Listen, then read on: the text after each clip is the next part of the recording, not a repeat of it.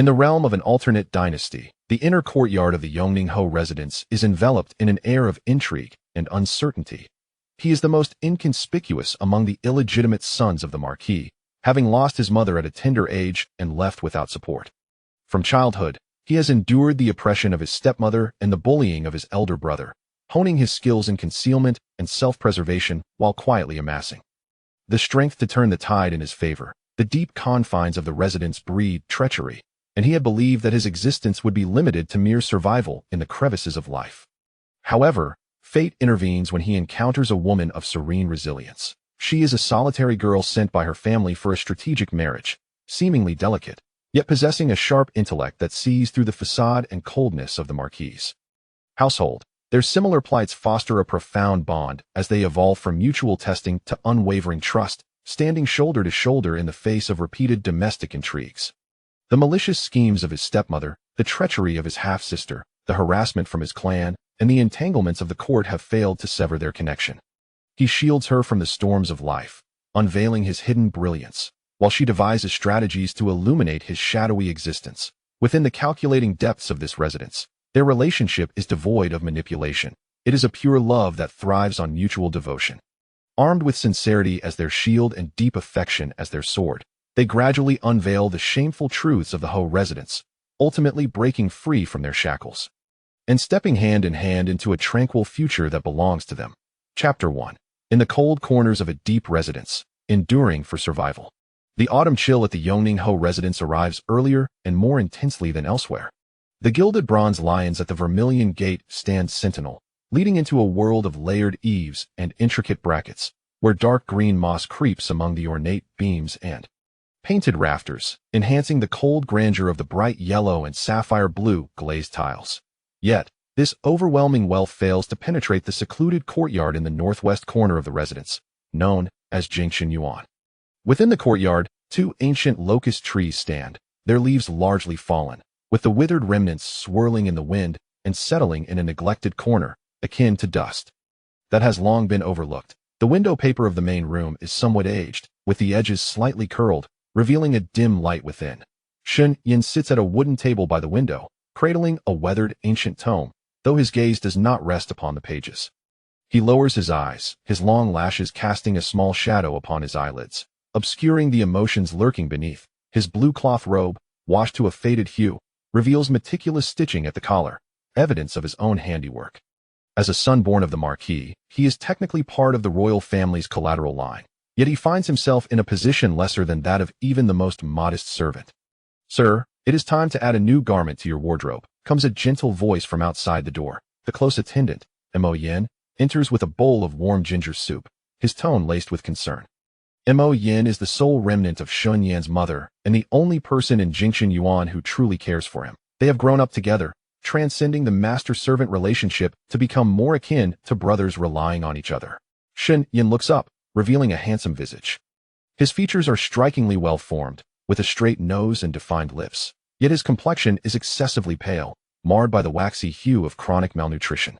A faint aura of detachment and endurance perpetually shrouds his brow. "Leave it be," he replies, his voice clear yet tinged with an almost imperceptible rasp. "The wind is strong outside. You should not venture out too often." Mo Yin places the ginger soup on the table, unable to suppress a sigh. "Sir, the kitchen has once again shortchanged us this month.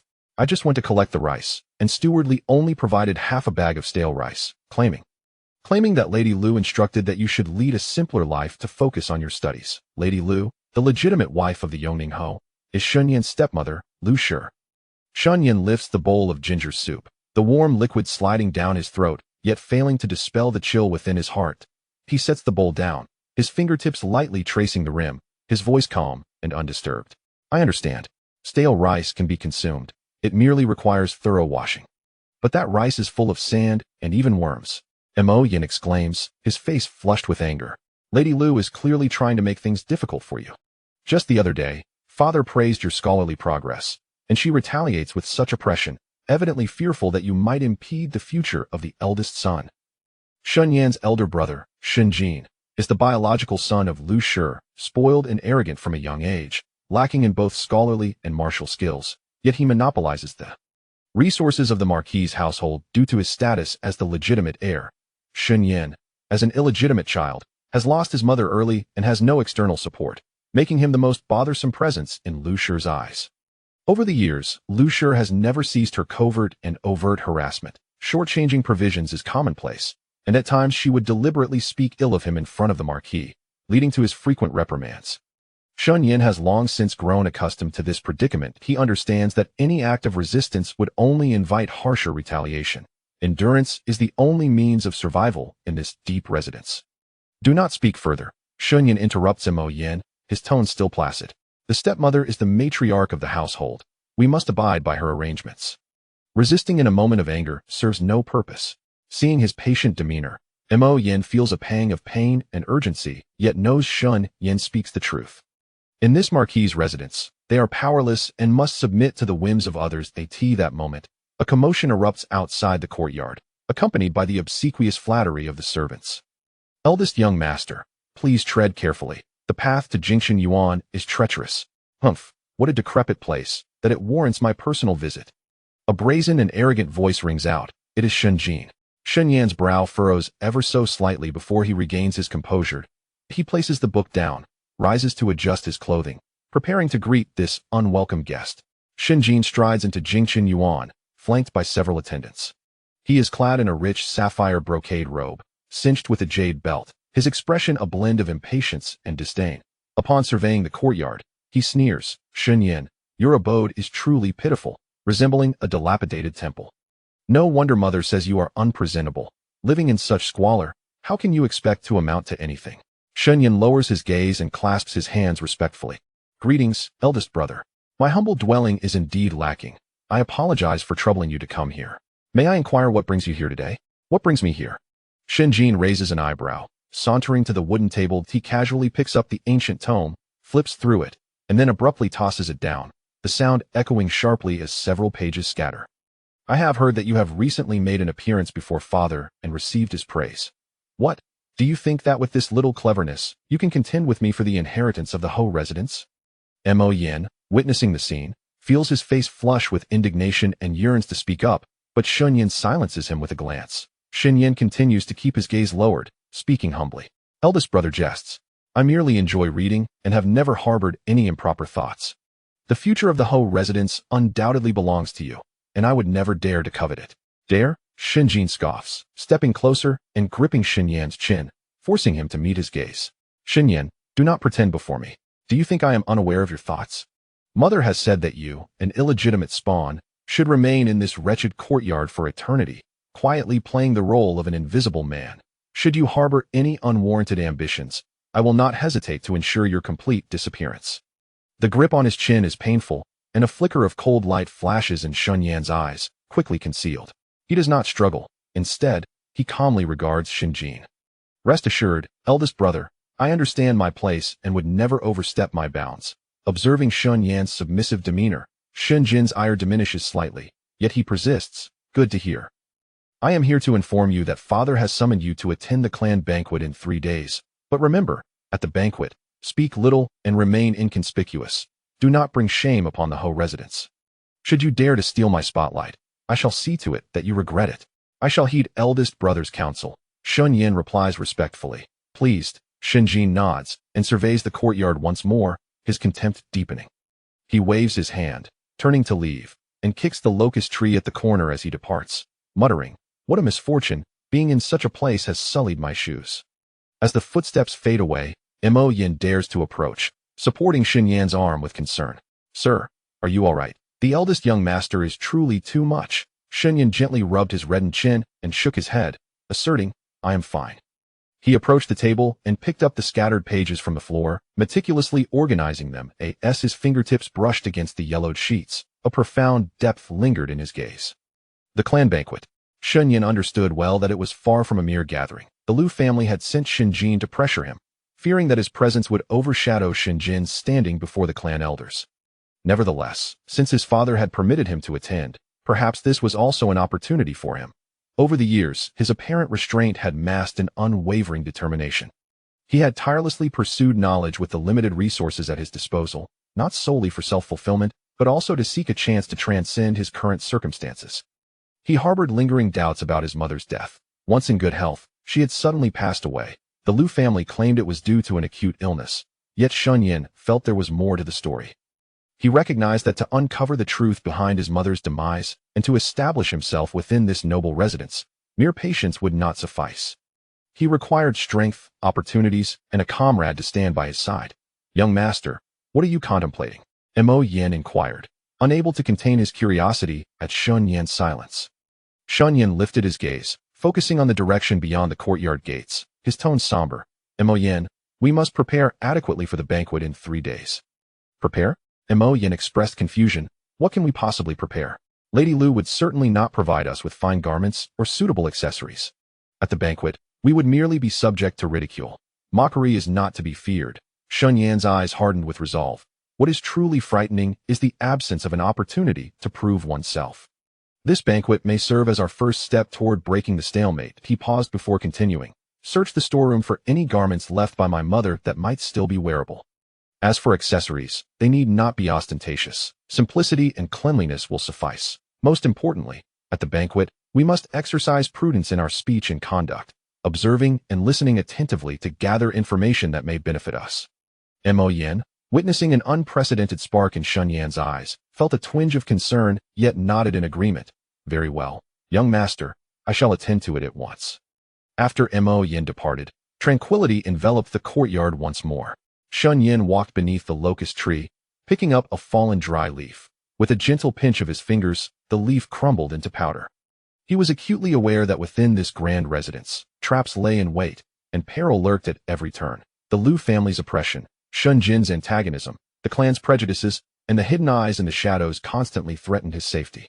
Yet, he would not remain in silent endurance forever. Like the unassuming old locust tree in the courtyard, whose roots had long delved deep into the soil, he quietly amassed strength.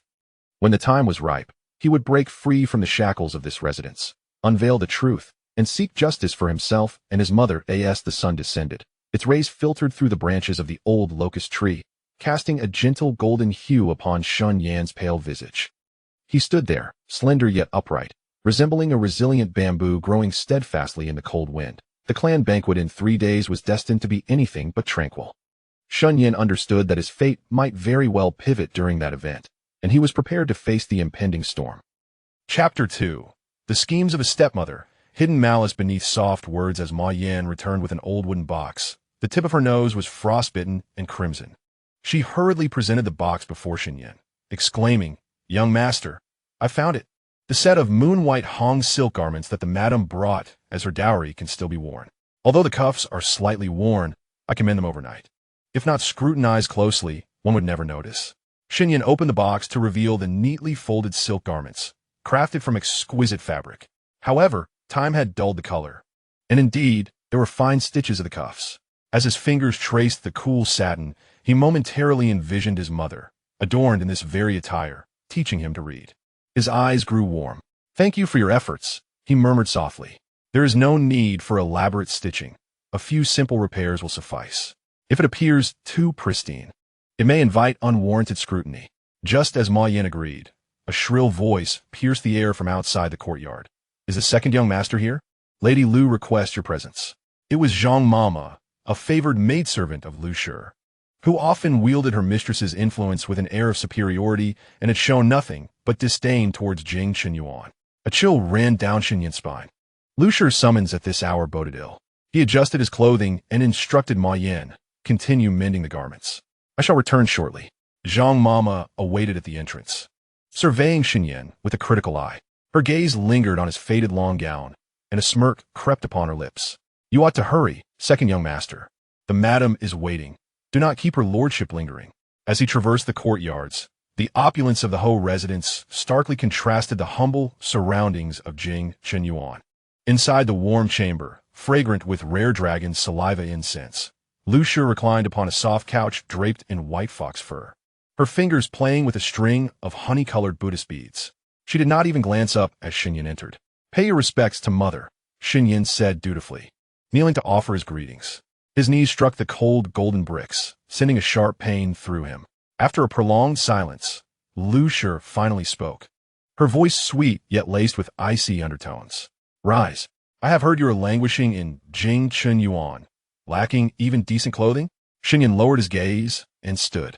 Do not trouble yourself, mother. I am accustomed to simple fare. As long as my garments cover me, I am content. Such words cannot be uttered, Lu Shi retorted, finally raising her eyes to him, her gaze sharp as a hook. In 3 days, there will be a clan banquet, and relatives will gather. Should you present yourself in such attire, it would reflect poorly on the Ho family, branding you as a mere lowly son. What would your father's reputation bear? At her side, a servant girl promptly presented a brocade box, and Lu Shi gestured. Inside is a stone blue brocade robe. It was excess fabric from a recent tailoring for your elder brother. Take it and wear it. While it may not be of the finest quality, it is certainly more dignified than what you currently wear. Xinyan regarded the brocade box, his fingers instinctively tightening. Lu Shi had always been miserly with him, and her sudden generosity was surely insincere. Stepping forward, he declined the box respectfully, saying, I am grateful for your kindness, mother. However, the fabric for my elder brother's garments is precious, and as a lowly son, I fear it may bring misfortune upon me. I humbly ask you to keep it. Lu Shi's smile waned slightly. What is this? Do you find a robe unsatisfactory? I would not dare to voice such a sentiment, Xinyan replied, bowing his head. However, mother often teaches that one must remain within their station and understand propriety. As a mere son of a concubine, wearing something excessively ostentatious would invite unwarranted gossip, thus betraying your teachings. Her intentions were laid bare. She had deliberately offered him the leftover fabric from Xinjian's attire, appearing merciful while ensuring Xinyan would be ridiculed at the banquet for donning his elder brother's discarded garments. Now, Xinyan's refusal left her with no avenue for retaliation. Lu Shi sipped her tea, concealing her displeasure. You do seem to possess some understanding. Very well, you need not wear the robe. However, the day of the banquet comes with many rules. Your mother left early, and without someone to guide you, should you falter in etiquette, it could bring disgrace upon the entire Ho family. Setting her cup down, her tone shifted to one of stern authority. From today onward, report to me each morning at the hour of Mao. Let Zhang Mama instruct you in the ways of etiquette. You must not err before the banquet concludes. A heavy weight settled in Xinyan's heart. The hour of Mao was still shrouded in darkness, and the distance from Jing Qinyuan to the main courtyard was considerable. Each day would require him to endure Zhang Mama's ire, and it was evident Lu Shi sought to exhaust him, ensuring he would appear disheveled at the banquet. Yet, refusal was not an option. Should he decline, Lu Shi would surely accuse him of disrespecting the matron and disregarding decorum, bringing shame before his father. Yes, I shall obey your orders, mother, Xinyan replied respectfully. Lu Shi nodded with satisfaction, then feigned nonchalance as she added, By the way, your mother left behind some jewelry. While it may not be of great value, it serves as a remembrance. I found it while organizing the storeroom yesterday. Take it with you. A young maid entered, bearing an old jewelry box. Xinyan accepted it, feeling its lightness. Upon opening, he discovered only a few faded silver hairpins. The most precious piece, a gold-inlaid hairpin, had long vanished. He remembered it clearly as part of his mother's dowry, undoubtedly pilfered by Lu Shi. Yet, he maintained a composed demeanor, kneeling in gratitude. Thank you for your thoughtfulness, mother. We are all family. There is no need for such formalities. Lu Shi waved her hand dismissively. You may leave now, and remember to come by at the hour of Mao tomorrow. By the time Xinyan exited the main courtyard, darkness had fully enveloped the sky. The biting wind whipped through the fallen leaves, stinging his face. He tightened his grip on the jewelry box and walked steadily toward Jing Qinyuan. Upon his return, Ma Yan rushed to him. Young master, what did Lady Lu want? Did she trouble you? Xinyan recounted Lu Shi's demands, inciting Ma Yan's anger. This Lady Lu is truly excessive. To summon you at the hour of Mao is nothing short of torment. And that jewelry, it is clear she has taken the valuable pieces for herself. Do not be upset, Xinyan reassured, patting her shoulder. The more she acts this way, the more it reveals her fear of my potential at the banquet. If we remain composed, we will not allow her to succeed. He opened the jewelry box, carefully polishing the silver hairpins. Though these pins may hold little monetary value, they are tokens of my mother's legacy. Let us keep them. They will surely serve a purpose. Ma Yan gazed at his tranquil demeanor, feeling both pity and admiration. Young master, I shall accompany you to the main courtyard at the hour of Mao tomorrow. There is no need Xinyan declined, shaking his head. You remain here to continue mending the garments and to observe any movements within the estate. Lu Shi will undoubtedly have further schemes in the coming days, and we must remain vigilant. Before dawn on the following day, Xinyan rose early. He donned a faded long gown and, by the faint candlelight, meticulously arranged his attire before hurrying to the main courtyard. At the stroke of the hour of Mao, he stood at the entrance of the main courtyard, punctual as instructed. Zhang Mama awaited him, her expression far from pleasant. The second young master is quite punctual. Follow me. Zhang Mama led him to a side chamber filled with various ceremonial tools. The madam has instructed that today we shall begin with the kneeling ceremony. She picked up a ruler. While the kneeling ceremony appeared simple, it bore great significance. One's knees must touch the ground first, the body must remain upright, and the head must bow just enough, not too low to lose dignity, nor too high to seem arrogant. After demonstrating, she instructed Xinyan to mimic her. He knelt, as directed, executing the movements flawlessly. Yet, Zhang Mama raised an eyebrow. Incorrect. Lower your head. Who are you bowing to? Such a lackadaisical attitude. Reluctantly, Xinyan lowered his head further, nearly pressing his forehead to the ground. Rise and kneel again. Zhang Mama paced beside him, ruler in hand. Your movements must be deliberate and graceful. Acting in haste is unbecoming. Xinyan repeated the kneeling action time and again, causing his knees to soon swell and ache. Yet, he dared not voice a complaint, gritting his teeth to endure. Zhang Mama deliberately sought to challenge him. Any slight misstep warranted a strike from the ruler, leaving his fingertips tingling with pain. Finally, at noon, Zhang Mama called a halt. That will be sufficient for today. Return at the hour of Mao tomorrow. Should you fail to improve, beware of your skin. Xinyan leaned against the wall to stand, his knees numb and devoid of feeling. He suppressed the pain, bowed to Zhang Mama, and slowly made his way back. Upon returning to Jingqiang courtyard, Mo Yin observed that his complexion was pale and the back of his hand was swollen and red, causing her heart to ache to the point of tears. Young master, how much suffering have you endured? We should not endure this any longer. Let's speak to the master about it. Absolutely not, Xinyan replied, shaking his head. Father has always been strict with rules, and Lady Lu uses the guise of teaching etiquette. If I were to lodge a complaint, it would only reflect my lack of understanding. He settled into a chair, requesting Mo Yin to massage his knees. This little hardship is inconsequential. The more Lady Lu stirs trouble, the more it reveals her own insecurities. We must simply endure these few days. Once the clan banquet arrives, we shall have our opportunity. Mo Yin sighed as she continued her massage. But how can your body withstand this? Have no fear, I know my limits. Xinyan gazed out the window, his eyes resolute. Lady Lu wishes to embarrass me at the banquet, yet I shall be the one to disappoint her.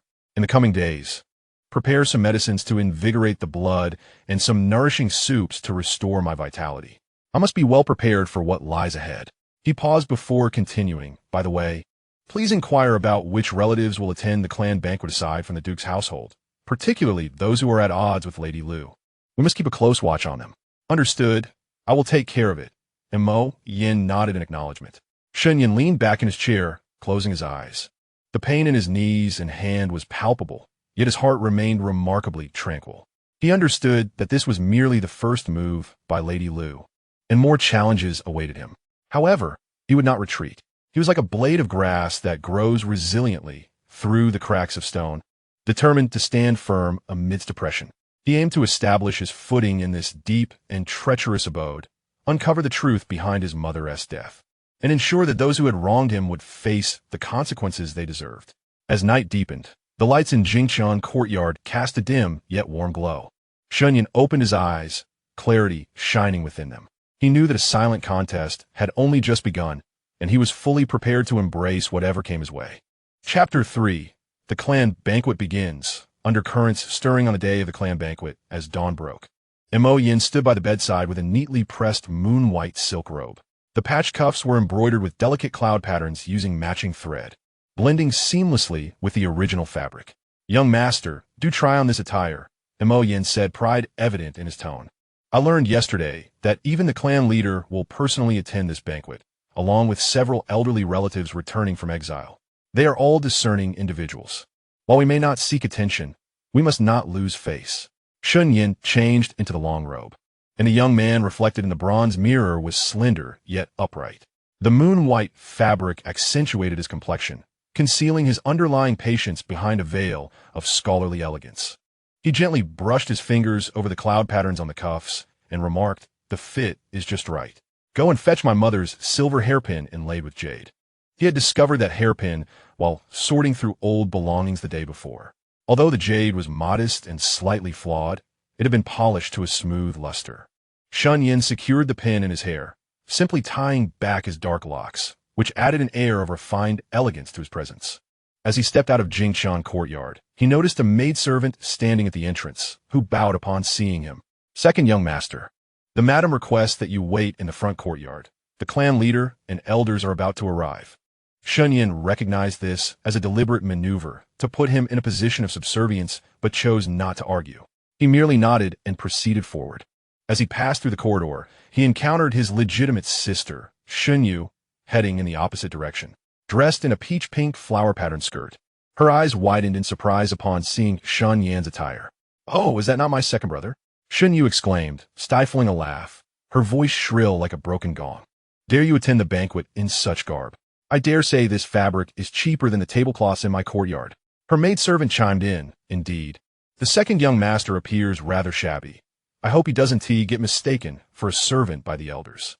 Shun Yin did not pause his stride, casting a fleeting glance at her. "Sister, your attire is quite dazzling. I presume you intend to shine brightly at the banquet. However, I have heard that the clan leader disapproves of women dressing too ostentatiously. It would be wise for you to exercise caution."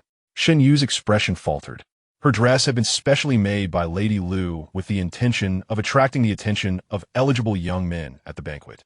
Shen Yin's words unnerved her, and by the time she processed her wish to retort, Shun Yin had already walked away, leaving behind only his upright silhouette. In the discussion hall of the front courtyard, many had already gathered, mostly the younger members and ladies of the Duke's extended family.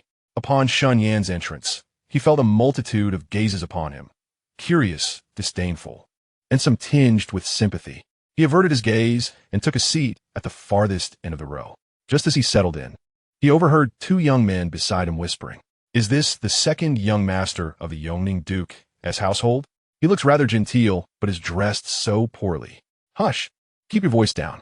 It is said that his mother passed away early, and Lady Lu has him firmly under her thumb, slashing his allowances significantly. No wonder. However, I have heard that a special guest will attend this banquet, a marriage prospect for the eldest son arranged by Lady Lu. She is said to be the solitary daughter of the Su family from Jiangnan, reputed to be exceptionally beautiful and quite talented." Xinyan paused, his fingers momentarily halting over the teacup. The Su family from Jiangnan? He vaguely recalled his mother mentioning that the Su family was once a scholarly lineage, but had since fallen into decline, leaving only one orphan daughter raised by distant relatives. Would Lady Lu truly seek a connection with such a girl for Xinjin? Surely, her motives were either to exploit the remnants of the Su family's connections or to manipulate the orphan, who would be vulnerable and easily controlled. While he pondered, a commotion arose outside as the clan leader entered, accompanied by several elders. Everyone immediately rose to pay their respects, with Shun Jin rushing forward, proclaiming, "Grandson pays his respects to grandfather and to all esteemed uncles." The clan leader was an elderly man with hair and beard as white as snow, his gaze sharp as an eagle. After surveying the assembly, his eyes eventually landed on Shun Yan, and his brow furrowed slightly. Lady Lu quickly stepped forward, smiling to smooth over the situation. "Father, this is Yin Er. He is usually engrossed in his studies and seldom mingles with people, so his nature is somewhat reserved." As she spoke, she cast a meaningful glance at Shun Yin. "You should promptly bow to grandfather and the esteemed uncles." Shun Yin complied, performing the traditional bow with precision, his voice steady and clear. Grandson Shun Yin pays his respects to grandfather and to the esteemed uncles. The clan leader acknowledged him with a slight nod, his tone neutral. "Rise. I have heard that your scholarly pursuits are commendable. You must apply yourself even more diligently in the future, lest you disappoint your father's expectations." "Grandson shall remember grandfather's teachings," Shun Yin replied, bowing his head in acknowledgement. As he rose, he accidentally collided with a figure entering through the door. It was a woman, clad in a light blue plain dress, the hem adorned with elegant orchid embroidery. She was slender, her features strikingly beautiful, with an air of aloofness that was subtly intertwined with an unyielding resolve. Cradling an antique chain in her arms, she paused momentarily upon noticing Shun Yan, then politely stepped aside. Shun Yan recognized her as Su Qingxi, the orphan daughter of the Su family that had been the subject of the earlier gossip. He quickly averted his gaze and retreated to his seat. Meanwhile, Lady Lu had already warmly approached her, taking Su Qingxi's hand and exclaiming, "You must be Qingxi. It has been a tiring journey. Please do take a seat." Su Qingxi complied, her calm gaze sweeping across the hall, where her eyes landed on Shun Yan. She hesitated for a brief moment before shifting her gaze elsewhere. The banquet commenced swiftly, an array of exquisite dishes being served, with the aroma of wine wafting through the air. Shun Jin, taking advantage of his status as the eldest son, boisterously regaled the guests with tales of courtly affairs and boasted of his equestrian skills, drawing prideful smiles from Lady Lu, while the elders merely responded with polite laughter. Shun Yin sat quietly in the corner, savoring the food at a measured pace, occasionally lifting his eyes to observe the expressions of those around him. He noted that Su Qingxi remained quiet throughout, only sampling a few dishes and responding to Lady Lu's enthusiastic inquiries with concise yet polite remarks. At that moment, Lady Lu suddenly spoke. "Yan, do you not adore reading? With the elders present today, why not compose a poem for everyone to witness your scholarly prowess?" Shun Yan's heart sank. It was evident that Lady Lu was deliberately thrusting him into the spotlight. Should his poem falter, he would be ridiculed for his incompetence. Yet, if it excelled, it would surely incite Shun Jin's jealousy and the elder's suspicion. Just as he was about to rise to decline, Shun Yu's voice rang out. "Mother is right. Ergu, in his usual manner, secludes himself in the courtyard, engrossed in his studies. Surely, he possesses remarkable talents, and it would be a shame to keep them hidden." The gazes of the onlookers once again converged upon him, with Shun Jin regarding him with a provocative smile. Shun Yin understood that there was no evading the confrontation today. He rose slowly, his eyes sweeping across the courtyard beyond the window, where the dusk deepened and the evening glow painted half the sky red, while the chrysanthemums in the garden bloomed splendidly. After a moment of contemplation, he declared in a clear voice, "Late chrysanthemums greet the frost and bloom. Cold branches bathe in the evening glow. With roots deep, they conceal their strength, not vying for brilliance with the flamboyant."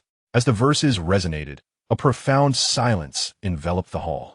A flicker of approval passed through the elders' eyes, and several clan elders nodded in agreement. This poem not only depicted the current scene, but also subtly alluded to his own circumstances, showcasing his intellect without ostentation, striking the perfect balance. Shun Jin's expression darkened instantly. Even Lu Shi was taken aback by Shun Yan's poetic prowess, feeling a mixture of anger and resentment. Yet she could only feign a smile. Yan truly possesses knowledge. The years of diligent study have not been in vain. Su Qingji lifted hergaze, her eyes reflecting a deeper curiosity toward Shun Yan. This illegitimate son, navigating the crevices of the marquis' residence, seemed far from the timid persona he outwardly projected. Just then, Shun Jin slammed his hand on the table, exclaiming loudly, "It's merely a few lines of nonsensical poetry. What is so exceptional about that? Father, I have recently practiced a new sword technique. How about I perform a piece to entertain everyone?" Without waiting for Yongning to respond, he brandished his sword and dashed out of the hall, his movements flashy yet lacking in substance. Lu Shi quickly laughed. "Jin is simply impatient.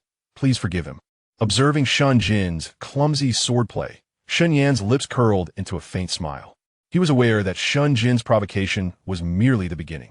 This gathering would not conclude so easily. Moreover, his encounter with Su Qingxi was just the initial move in the intricate game of the mansion. As night deepened, the atmosphere of the banquet appeared lively, yet undercurrents churned beneath the surface. Shun Yin lifted his teacup, his gaze inadvertently colliding with Su Qingxi's once more, and they both discerned a hint of complex emotion reflected in each other's eyes. In this mansion rife with scheming, it seemed their fates were quietly intertwined from that very moment. Chapter 4. A serendipitous encounter. Hearts in accord when the clamorous clan banquet concluded. The twilight had fully settled. The lanterns hung throughout the marquis' residence swayed in the cold wind, casting flickering shadows on the stone path, mirroring the varying depths of the hearts within the house. Shunyan deliberately avoided the throngs in the main hall, taking a path toward Jing Qinyuan via the west corner gate.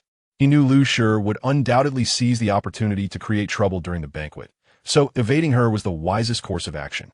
Just as he turned through the moon gate adorned with lush bamboos, a sharp crash echoed from behind. A blue porcelain teacup shattered at his feet, the shards scattering and cutting his pant leg.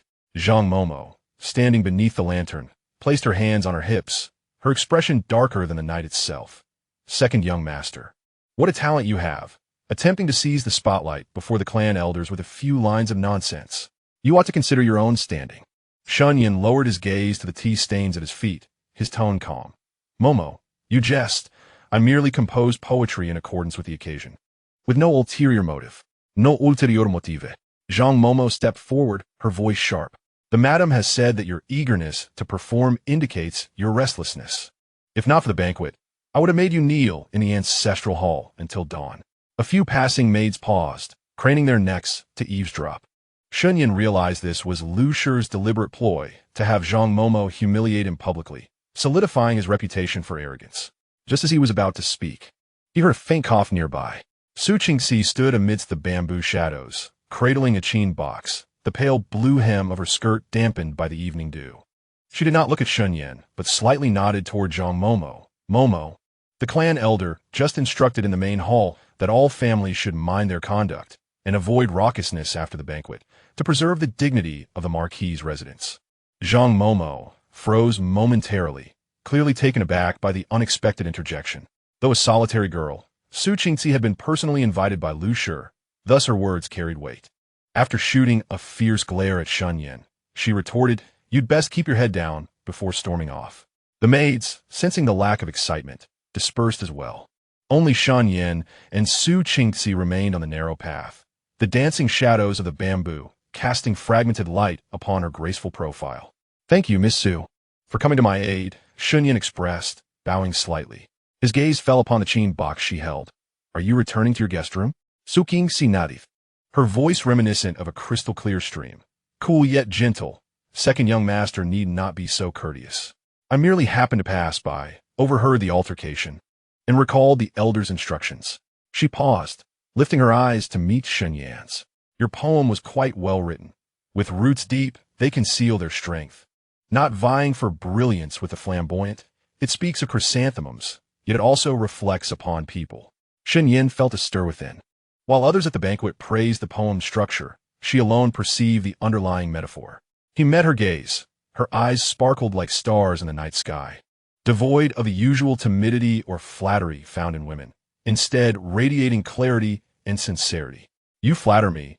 Mississippi Shun Yen averted his gaze, his fingers lightly brushing against the sleeve's edge. In this marquis' residence, concealing one's abilities was already a challenge. How could one speak of strength of character? Su Qingxi let out a soft laugh, light enough to dispel some of the night's chill. Concealing one's abilities is not weakness. It is a form of restraint. Like bamboo, which in winter appears withered and yellow, yet its roots silently grow in the soil, waiting for spring to emerge with new shoots. She stepped forward a couple of paces, standing beside Shun Yin beneath the bamboo. "Though I am new to the marquis' residence, I can discern Lu Shi's wariness of you. Today at the banquet, she intended to embarrass you with her poetry, yet it inadvertently elevated your standing. However, this may lead to future troubles." Shunyan's astonishment grew. That Su Qingxi, being new to the marquis' residence, could perceive the intricate dynamics so clearly was a wisdom uncommon among women. He regarded her. "Your situation must also be quite challenging." Su Qingxi tightened her grip on the chin box, a fleeting shadow of sadness flashing in her eyes before she quickly regained her composure. "I am the solitary daughter of the Su family, sent here by my elders as a pawn. What Lu Shi seeks is merely the remnants of our family connections and my easy-to-manipulate status." Her candor warmed Shunyan's heart. In this residence where everyone concealed their true intentions, only this woman could speak so openly about her circumstances. Suddenly, he understood why he felt an inexplicable sense of kinship upon first meeting her. They were both pieces in this intricate game of the mansion, unwilling to be mere pawns. Even pawns can change the game. Shunyan's voice was low and resolute, With the right timing and direction, one could forge their own path. Su Qingxi raised her gaze to him, a glimmer of light sparkling in her eyes. Just then, Shun Yu's voice echoed nearby. "Sister Su, what are you doing here? Mother is looking for you." The two exchanged glances, both sensing a shared understanding. Su Qingxi nodded slightly to Shun Yin. "Second young master, take care. Should you require my assistance in the future, feel free to have someone send a message to Ting Zhuxian." With that, she turned, making her way towards Shun Yu. Shun Yu, upon spotting Shun Yin standing amidst the bamboo shadows, pouted and seized Su Qingxi's arm, dragging her away while muttering, "Sister Su, keep your distance from him. He is just a gloomy, illegitimate son. Don't let him bring you bad luck." Shun Yin stood rooted, watching Su Qingxi's figure disappear into the lantern's glow, the warmth of their earlier exchange still lingering on his fingertips. He lowered his gaze and noticed a small green sprout emerging from the cracks in the stone path, bravely unfurling its leaves against the cold wind. Upon returning to Jing Chenyuan, Mo Yin was pacing anxiously. Upon seeing Shun Yin, he rushed forward. "Young master, you have finally returned. A servant from the main hall just reported that Lu Shi has lodged a complaint against you before the master, claiming you are arrogant and disrespectful to your elder brother. The master is quite displeased." Shun Yin was not surprised. He approached the table and poured himself a cup of warm water. Father has always valued propriety. Lu Shi's tactic of invoking seniority and hierarchy is indeed effective in striking at his heart. "What should we do?" Mo Yin wrung his hands in distress. "If the master believes Lu Shi's words, it will only worsen your situation. Do not fret." Shun Yin took a sip of warm water, his tone tranquil. "At today's banquet, the patriarch expressed considerable admiration for my poem, and several elders also took note. Even if my father is displeased, he would not openly punish me, as that would be a slight against the patriarch." He set down his teacup and glanced at Mo Yin, instructing, "Go deliver a token of appreciation to Ting Zhuxian, and convey my gratitude to Miss Su for her timely assistance today. Ensure that you quietly place the box of by Luo Chun left by my mother on the windowsill without disturbing anyone." Although Mo Yin was somewhat perplexed, he nodded in agreement. "Understood. I shall attend to it immediately." After Mo Yin departed, Shun Yin retrieved a jade pendant that Su Qingxi had inadvertently dropped. This occurred when Zhang Momo confronted her. She bent down to pick up a fallen string from her guqin, causing the pendant to slip from her sleeve and land near the bamboo thicket. The pendant, made of warm white mutton fat jade, bore an engraving of a small orchid, identical to the embroidery on her skirt. He caressed the intricate patterns on the pendant, his mind awash with thoughts. Su Qingxi's intelligence and resilience made him feel, for the first time in the cold halls of the marquis residence, the warmth of an alliance. Their circumstances were so strikingly similar. Perhaps they could indeed become instrumental in breaking the deadlock. The following morning, just as Shun Yin arrived at the main courtyard for his etiquette lessons, he was summoned to the study by the Marquis of Yongning. The study was infused with a faint sandalwood scent, and the Marquis sat behind his desk, his expression grave. "At yesterday's banquet, your poetry certainly garnered attention," he remarked, a hint of displeasure in his voice. "Lu Shi claims you have disrespected your elder brother. Is there any truth to this?" Shun Yin cast his gaze downward and clasped his hands respectfully. "Father, please see clearly. It was Lady Lu who requested I compose a poem. I merely followed my mother's instructions and had no intention of disregarding my elder brother. As for my brother, his sword dance was magnificent. I cannot hope to compare." He paused momentarily before adding, "Besides, while composing the poem, my thoughts were solely on the dignity of the marquis residence. During a clan banquet with all the elders present, if I were to appear overly foolish, it would only invite ridicule upon the house." The marquis expression softened slightly. He picked up a teacup from the table and took a sip. "Your consideration is commendable. However, remember that you are a son of a concubine. In all matters, you must learn to yield. Jean Eyre is the legitimate heir, and the fortune of the marquis residence relies on him." "I understand, father," Shun Yin replied respectfully. As he exited the study, Shun Yin encountered Su Qingxi, who was on her way to pay her respects to Lu Shi. She offered him a slight nod, and as their eyes met, she discreetly passed him a small piece of crumpled paper. Shun Yin accepted it without revealing his emotions, concealing it within his sleeve. Upon arriving at the side room for his etiquette lessons, Shun Yin seized the opportunity while Zhang Momo was distracted to unfold the paper. It contained a single line of delicate script. Lady Lu has instructed the kitchen to send you pastries today, which contains something harmful. Be cautious. Shen Yin felt a chill run through him. Lu Shi was indeed devious, outwardly refraining from punishment while secretly plotting against him. He glanced out the window, catching sight of Su Qingci gliding past the corridor, her garments flowing like orchids in the wind. He crumpled the paper and tucked it away in his sleeve. He understood that within this deep household, he was no longer alone. With a clever and perceptive ally like Su Qingci, his path to breaking the impasse might prove smoother than anticipated. By noon, the kitchen indeed delivered a plate of exquisite osmanthus cake. Shen Yin gazed at the pristine confection, a faint smile gracing his lips. He refrained from indulging, instead instructing Mo Yin to feed it to the dogs in the courtyard. Before long, the dog began to vomit uncontrollably, leaving Mo Yin pale with fright. Young master, that was a close call. If it weren't for Miss Su's warning, you would have faced dire consequences today.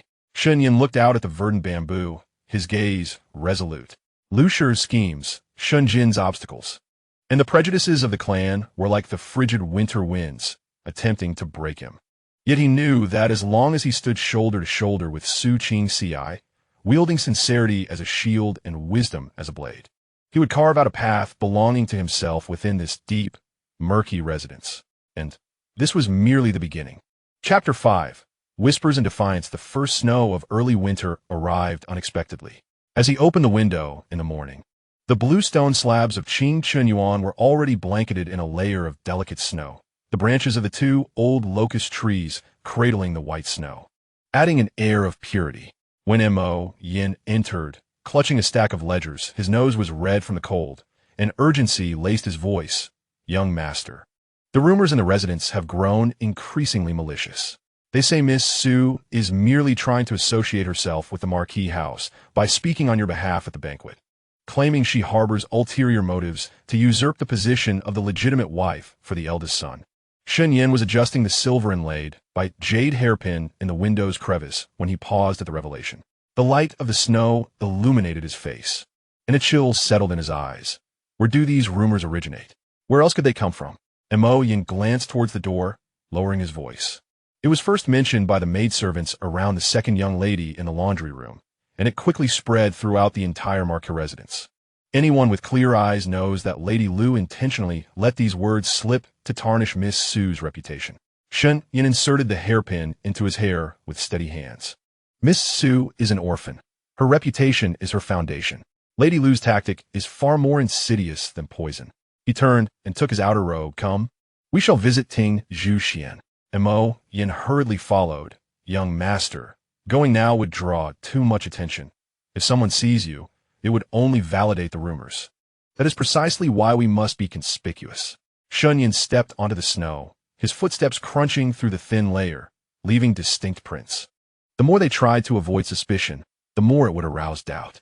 What Lady Lu desired was for us to distrust one another and fight our battles separately. I intend to disappoint her. Ting Zhuxian was not far from Qing Chunyuan, named for its abundance of emerald bamboo. At this moment, the bamboo branches were laden with snow, the scenery serene yet tinged with desolation. As Shen Yin approached the courtyard gate, he overheard the sharp voice of Shunyu from within. Su Qingci, don't overstep your bounds. Mother allowed you to stay here as a courtesy, yet you dare to associate with that illegitimate son Shen Yin and aim to vie for the position of the future eldest sister-in-law. Second sister, please temper your words. Su Qingci's voice remained calm, yet it bore an imperceptible chill. My encounters with the second young master are purely coincidental. There's been no impropriety. As for marriage, it has never crossed my mind. Never crossed your mind? Shinyu scoffed. Do not think I am unaware of your schemes. You, a fallen orphan, have no path forward other than to cling to the marquis residence. I advise you to return to Jiangnan quickly and not be an eyesore here. As Shen Yin entered the door, he caught sight of Shunyu raising her hand to strike Su Qingci. Su Qingci sidestepped, but her Guqin box was knocked askew, causing several strings to emit a jarring sound. What are you doing, second sister?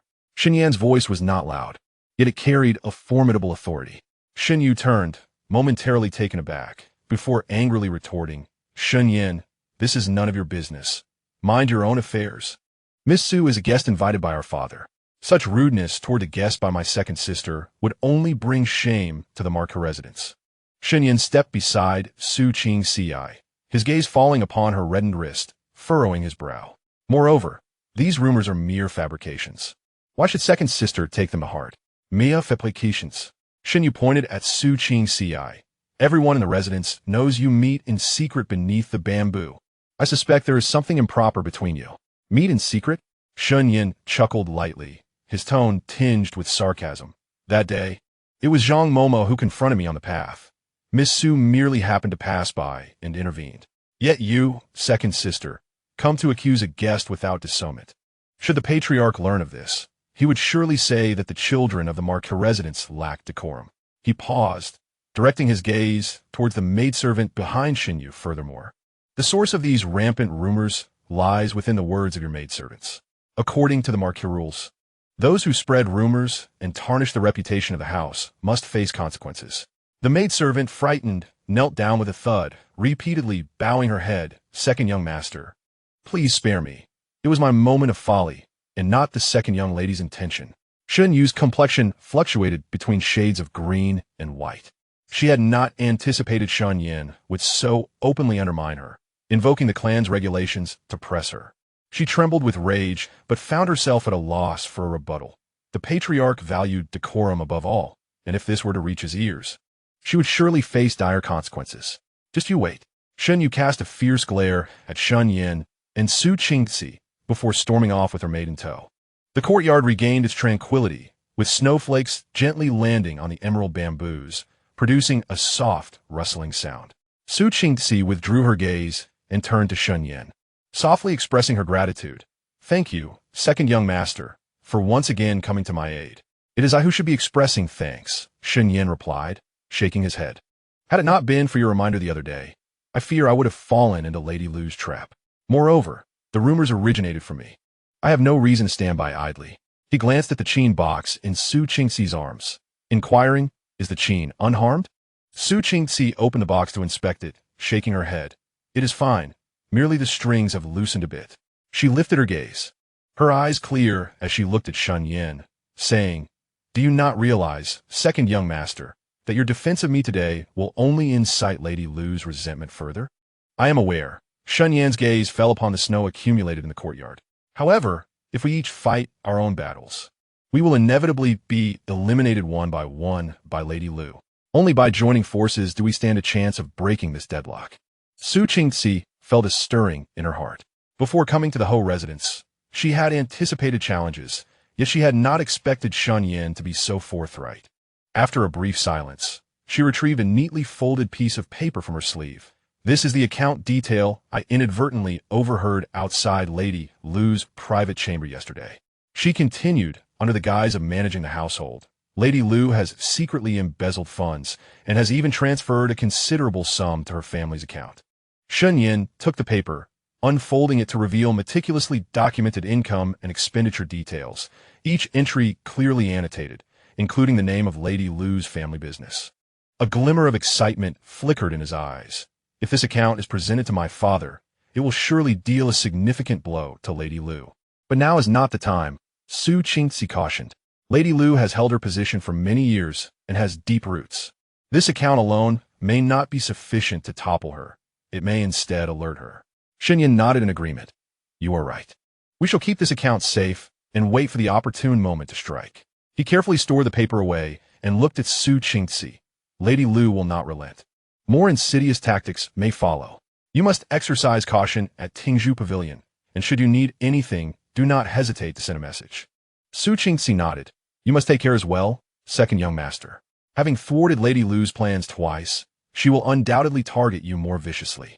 Just then, a voice from outside the courtyard called out, Young master, Mama Zhang has arrived and says that Lady Lu requests your immediate presence in the main courtyard for an account reconciliation. Shen Yin frowned. It was evident that this request for reconciliation was a deliberate attempt by Lady Lu to create difficulties. He reassured Su Qingxi, I will go and assess the situation. Do not worry. Upon arriving at the account room in the main courtyard, Lady Lu was already seated, several thick ledgers piled beside her. As Shen Yin entered, she feigned a smile, saying, Yinner, The accounts have become rather chaotic of late. You are astute and meticulous. Please assist your mother in sorting through these accounts. They must be reconciled within 3 days. Should there be even the slightest error, do not blame your mother for being merciless. Shunyin glanced at the stacks of ledgers. The topmost one yellowed with age, clearly an old account from years past. He understood that Lady Lu intended for him to expend his energy sifting through these disorganized records, hoping he would uncover mistakes to justify punishing him. Rest assured, Mother, I shall do my utmost, Shunyin replied, cupping his hands in acknowledgement without a hint of reluctance. Lady Lu appeared surprised. She had expected Shunyin to make excuses to evade the task, yet he accepted so readily. With a cold huff, she ordered, "Best to keep it that way. Mama Zhang, stay here and ensure the second young master does not slack off." Mama Zhang responded promptly, "Yes, madam." After Lady Lu departed, Mama Zhang took a chair and positioned herself at the doorway of the account room, her gaze fixated on Shunyin as if watching over a prisoner. Shunyin, however, remained unfazed, picking up the ledger and diligently reviewing it. The ledgers indeed proved to be a muddled mess, with some entries scrawled in hasty handwriting and others even missing pages, making it no simple task to untangle. Yet Shunyin focused intently, verifying each entry one by one. When he encountered unclear passages, he marked them for later investigation. As night deepened, the candles in the account room had burned down to their stubs, and Shunyin finally stretched, fatigue setting in. Mama Zhang had already dozed off in her chair, emitting soft snores, rubbing his aching temples. Shunyin stood to stretch his limbs. At that moment, the door to the account room was gently pushed open, and a small paper ball was tossed inside. Shunyin bent to pick it up and unfolded it, revealing Su Qingxi's handwriting. The old accounts contain evidence of Lady Lu misappropriating public funds, found on page 32 of the account book from the 23rd year of Wanli. A warmth spread through Shunyin's heart as he quickly retrieved the account book from the 23rd year of Wanli and flipped to the 32nd page. Indeed, tucked within an inconspicuous record of expenditures was a small silver note stub, the amount matching perfectly with an income entry from Lady Lu's family business. He carefully tucked the stub away and glanced toward the door of the account room. The snow had ceased falling, and moonlight streamed through the window, casting a gentle glow upon the floor. He understood that Su Qingxi must have been concerned for him, risking exposure to deliver this clue. With this piece of evidence, combined with the previous account details, Lady Lu's culpability became all the more undeniable. Shunyin clenched the stub in his hand, a flicker of determination igniting in his gaze. He was no longer the illegitimate son merely enduring in Jingshan courtyard. He had allies and newfound hope. 3 days passed swiftly, and Shunyin not only sorted through all the accounts, but also compiled the evidence of Lady Lu's embezzlement with clarity. When he presented the accounts and evidence before the Duke of Yongning, the Duke's complexion darkened, leaving him momentarily speechless. Shunyin stood with his head bowed, speaking calmly. "Father, all these pieces of evidence were found by me from the old accounts. There is not a single falsehood." The Duke of Yongning regarded the evidence, his fingers trembling slightly with anger. Though he valued propriety, he detested subordinates deceiving their superiors, especially when it involved his own wife misappropriating the household's funds. Well, Lady Lu, the Duke of Yongning slammed his hand on the table, exclaiming, "I shall confront her today and demand an explanation." Shunyin recognized that Lady Lu's days of comfort were drawing to a close. Moreover, his alliance with Su Qingxi was becoming increasingly fortified amidst this silent confrontation. Chapter 6. A turn of events in the study. United in dark waters as the Duke of Yongning's fury rolled through the main courtyard like thunder. Shunyin was in Jingshan courtyard organizing the copies of the accounts. And Mo Yin burst in, carrying the chill of the outside, snowflakes clinging to his cotton shoes.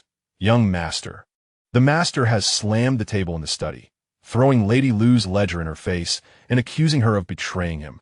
Xunyin's hand gripped the brush steadily, the tip of the brush making neat strokes on the rice paper. Father is always concerned with profit. Lady Lu's embezzlement to support her family has touched his sore spot. But do not rush. Lady Lu will not easily concede. No sooner had he spoken than hurried footsteps echoed from outside the courtyard. A servant of the Duke of Yongning bowed at the door. "Second young master, the master requests your immediate presence in the study." Shunyin set down his brush, adjusting the collar of his moon-white robe. These past few days, his situation had eased somewhat. Yin had starched the silk robe, making it appear even more crisp. The cloud patterns on the sleeves subtly glimmering in the moonlight. Let us go. What is meant to come will come. The atmosphere in the study was as frozen as ice. Lady Lu slumped in a zeton chair, her elaborate coiffure disheveled, and no amount of rouge could mask her pale complexion. The Duke of Yongning stood with his hands clasped behind his back, gazing out at the remnants of snow in the courtyard, his silhouette exuding a chilling intensity. Upon Shunyan's entrance, he abruptly turned, gripping the silver note stub in his hand. You explain? The Duke of Yongning's voice trembled with emotion. This stub, you unearthed it from the old accounts? Lady Lu claims you colluded with outsiders to fabricate evidence. Is that true? Lady Lu seemed to seize a lifeline, lunging forward to grasp Shunyan's sleeve, her nails almost piercing his flesh. Shunyan, you ungrateful wretch. Is it because you resent my strictness that you conspired with that Su Qingxi to forge evidence against me? I am your rightful mother. Shunyan gently extracted her hand, stepping back and lowering his gaze, his tone calm yet clear. Mother, you jest. This stub was found within the winter account ledger from the 23rd year of Wanli, its pages yellowed and ink blurred. It is certainly not a recent forgery. Moreover, Miss Su, having just entered the Ho residence, was unfamiliar with its intricacies, let alone capable of colluding with me to fabricate evidence. He gestured for Yin to present the account book he had brought. Father, please look. This is the comparative analysis of 3 years' accounts that I have meticulously organized. The Lu family's Lu Ji cloth shop consistently records an annual influx of funds that precisely matches the amount spent by the Ho residents during the winter months, coinciding perfectly with the time when Mother withdrew funds for winter expenses. These details correspond entirely with the old accounts. Duke Yongning took the account book, his fingers gliding over the yellowed pages, his expression darkening further. Lu's lips trembled, and she suddenly cried out. That was the filial piety from the cloth shop.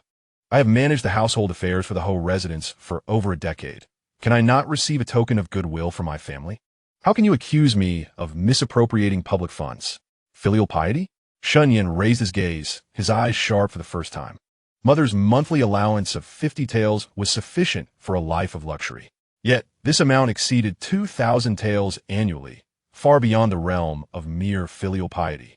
Moreover, the 3,000 taels drawn from public funds for the renovation of the Lu family's nephew's official position 2 years ago remains unaccounted for. These details were corroborated last night when he and Su Qingxi checked the coal delivery as an excuse. While organizing her belongings in Tingzhu Pavilion, Su Qingxi discovered the congratulatory letter regarding the Lu family's nephew's successful imperial examination, the date of which coincided with the renovation funds. Revealing this now struck at Lu's Achilles' heel. Lu's cries abruptly ceased, her gaze frantically darting towards Duke Yongning. The Duke, who despised external family interference in court matters, understood that purchasing an official position was a severe violation of the law, far graver than misappropriating funds. You are speaking nonsense. Lu's voice rose in pitch. That money was meant for the granary's repairs, and the account books testify to it. The account books, indeed, noted repairs to the granary. Shunyan retrieved a slip of paper from his sleeve, but yesterday I instructed Yin to verify with the granary manager, who stated that only a few roof tiles were replaced that winter, costing merely 50 taels. This is the manager's handwritten testimony, which you may verify. All evidence was intricately linked, leaving Lu unable to refute. Duke Yongning trembled with anger, pointing at her. You are utterly audacious. You have brought disgrace upon the Ho residence. At that moment, a maid's shocked voice came from outside. Miss Su, what has happened to you? Shunyan's heart tightened, and he rushed out. He found Su Qingxi collapsed in the corridor, her complexion as pale as paper, her right hand clutching her abdomen. The pale blue hem of her skirt stained with dark red. The chain box beside her had fallen to the ground, a string broken, clearly indicating she had been shoved. What happened? Shunyan knelt beside her, carefully supporting her arm, his voice laced with urgency. The maid assisting Su Qingxi wept as she recounted. Just now, Mama Li, who was beside Madame Lu, passed by and saw Miss Su approaching the study. She accused her of seducing the master and pushed her. Miss Su was already unwell. A single push caused her to fall like this. Shunyan glanced towards the study door, where Lu stood, her expression betraying a cruel satisfaction. Clearly, she realized her impending punishment and sought to harm Su Qingzi, venting her anger and attempting to frame Shen Yan for illicit relations with an outsider. Father. Shen Yan lifted Su Qingzi into his arms, his voice charged with unprecedented fury. Miss Su is a guest of the Ho residence. Madame Lu has allowed her servants to harm her. If this news spreads, the clan head will undoubtedly hold the Ho residents accountable for their lack of hospitality. Duke Yongning approached the corridor, and upon seeing Su Qingzi's condition and Lu's demeanor, he instantly grasped the situation. He pointed at Lu. Speechless with fury, "You are truly beyond redemption. Quickly summon a physician," without waiting for Duke Yongning's command. Shen Yan instructed Mo Yin to take Miss Su to my Jingshan courtyard. It is warm there and more suitable for care. Mo Yin quickly complied, carefully assisting Su Qingzi towards Jingshan courtyard, while Shen Yan followed closely behind. As he passed Lu, he cast a cold glance at her, devoid of the usual restraint, replaced by an icy disdain that made Lu involuntarily shudder. The main room of Jingshan courtyard was warm from the coal fire. Shen Yan stood vigil by the bedside, watching the physician examine Su Qingzi's pulse. After finishing, the physician furrowed his brow and said, "The young lady is suffering from excessive worry, compounded by the cold and external force causing a disturbance in her pregnancy. Fortunately, it is merely light spotting. A few prescriptions for maintaining the pregnancy will suffice for recovery." Maintaining the pregnancy? Shen Yan's head shot up, his eyes wide with shock.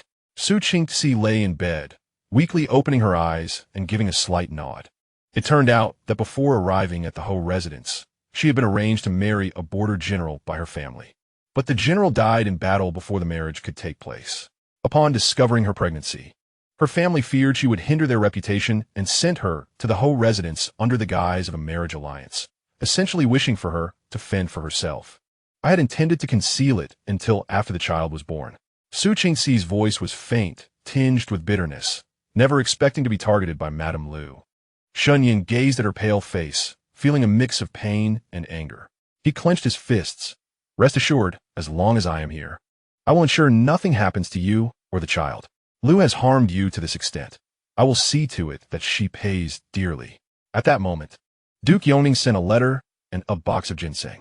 The letter stated that he had stripped Lu of her authority over household affairs, transferring management to the third madam of the second house, and had punished Mama Li for pushing Su Qingzi. As for Lu, although he did not impose severe punishment, she was confined to the main courtyard and forbidden from interfering in household matters. Father still considers the bond of marriage. Shen Yan read the letter, his tone cold. Su Qingzi gently shook her head. For her authority to be taken away is already a significant advancement. Without power, Lu is like a tiger without claws. No longer a threat. She looked at Shen Yan with gratitude in her eyes. "For today's events, I thank you for your timely arrival. Had it not been for you, I and the child would have been in grave danger. We are allies. No thanks are needed." Shen Yan interrupted her, picking up a cloak from beside her. "You should rest well. I will go prepare your medicine. Mo Yin is clumsy. I do not trust him." Su Qingzi watched him depart, a warm current rising within her. In this cold Ho residence, this long-suffering illegitimate son was her only source of warmth and support. She gently caressed her abdomen, silently promising, "Child, do not fear. We will live well." While Shen Yan was brewing medicine in the kitchen, Mo Yin entered to report. "Young master, after being confined, Madame Lu caused an uproar in the study, accusing you of colluding with outsiders to seize power in the Ho residence, but was scolded back by the Duke. Furthermore, the third madam, upon taking over household affairs, sent a considerable amount of supplements, claiming they were for Miss Su's recovery. The third madam is the Duke's concubine, long oppressed by Lu, and now that Lu has fallen from grace, she naturally seeks to win us over." Shen Yan stirred the concoction in the pot, accepting the supplements, but advising against excessive familiarity. "In this Ho residence, aside from ourselves, no one can be fully trusted." Mo Yin nodded. "Young master, rest assured, I understand. By the way, the clan has sent word that a family meeting will be convened in 3 days, requiring both the Duke and you to attend, seemingly regarding Madame Lu's affairs." A glimmer of determination flashed in Shen Yan's eyes. The clan meeting was indeed an excellent opportunity to completely overthrow Lu. He scooped a spoonful of medicine, blowing on it, understood. Make another copy of the evidence against Liu that we previously organized. I intend to ensure that Liu has no chance of recovery at the clan meeting. After the medicine was prepared, Shun Yin entered the main room with the bowl. Su Qingxi had awakened, propped up against the headboard, reading. Sunlight streamed through the window, casting a soft glow upon her, diminishing her chill and enhancing her gentleness. The medicine is here. Drink it while it's warm. Shun Yin handed her the bowl, then picked up some candied fruit nearby. Knowing the medicine is bitter, I asked Mo Yin to buy some sweets. Su Qingxi took the bowl, tilting her head to drink it down in one gulp. The bitter liquid slid down her throat. Yet she felt a warmth within her heart. She picked up a piece of candied fruit and looked at Shun Yin. What are your plans for the clan meeting in 3 days? Liu's misappropriation of public funds and collusion with outsiders to purchase an official position provides ample evidence for her accountability within the clan. Shun Yin sat beside her bed. I also intend to bring up the suspicious circumstances surrounding my mother's death, demanding a thorough investigation by the clan elders. Su Qingxi held his hand, softly stating, I support you. Liu has committed numerous wrongdoings and must face the consequences. Regardless of what you do, I shall stand by your side. Shun Yin gazed into her clear eyes, a surge of resolute strength swelling within him. He clasped her hand in return, the warmth of her touch coursing through his fingertips. With you here, I fear nothing. Outside the window, the snow began to fall once more. Yet within the main hall of Jingshinyuan, warmth and hope permeated the air. Shun Yin understood that the clan meeting in 3 days would be the ultimate confrontation between him and the Liu family. Moreover, the fate he shared with Su Qingxi would witness a transformative turn in this impending contest. Chapter 7. The Elder Brother Provokes. The edge begins to show the charcoal fire of Jingshinyuan burned more brightly than elsewhere. Su Qingxi reclined on the plush couch adorned with velvet cushions, her fingers caressing the warm hand stove that Shun Yin had gifted her. It was a small bronze furnace, intricately engraved with delicate orchid patterns, a design inspired by the embroidery of her skirt. Shun Yin sat across from her on a bamboo chair, delicately picking at the wick of the lamp with a silver hairpin, the orange glow casting a gentle light on his profile, softening his otherwise pallid complexion. There is no need for you to be overly concerned about the clan meeting. Su Qingxi spoke softly, her gaze resting on the silver hairpin in his fingers. It was something she had discovered the previous day, meticulously polished to remove its old marks before gifting it to him. The Liu family had lost their standing and was under house arrest, having already lost face before the clan elders. We need only present the evidence, and the clan regulations will take care of the rest. As Shun Yin brightened the lamp's flame, his gaze met hers, and they both paused momentarily before instinctively averting their eyes. He tucked the silver hairpin back into his hair, his voice clear and soothing. My concern lies not with the Liu family, but with my father's stance. He values marital ties and may not wish to sever ties completely. Moreover, Shun Jin will certainly stir trouble at the meeting, obscuring the truth.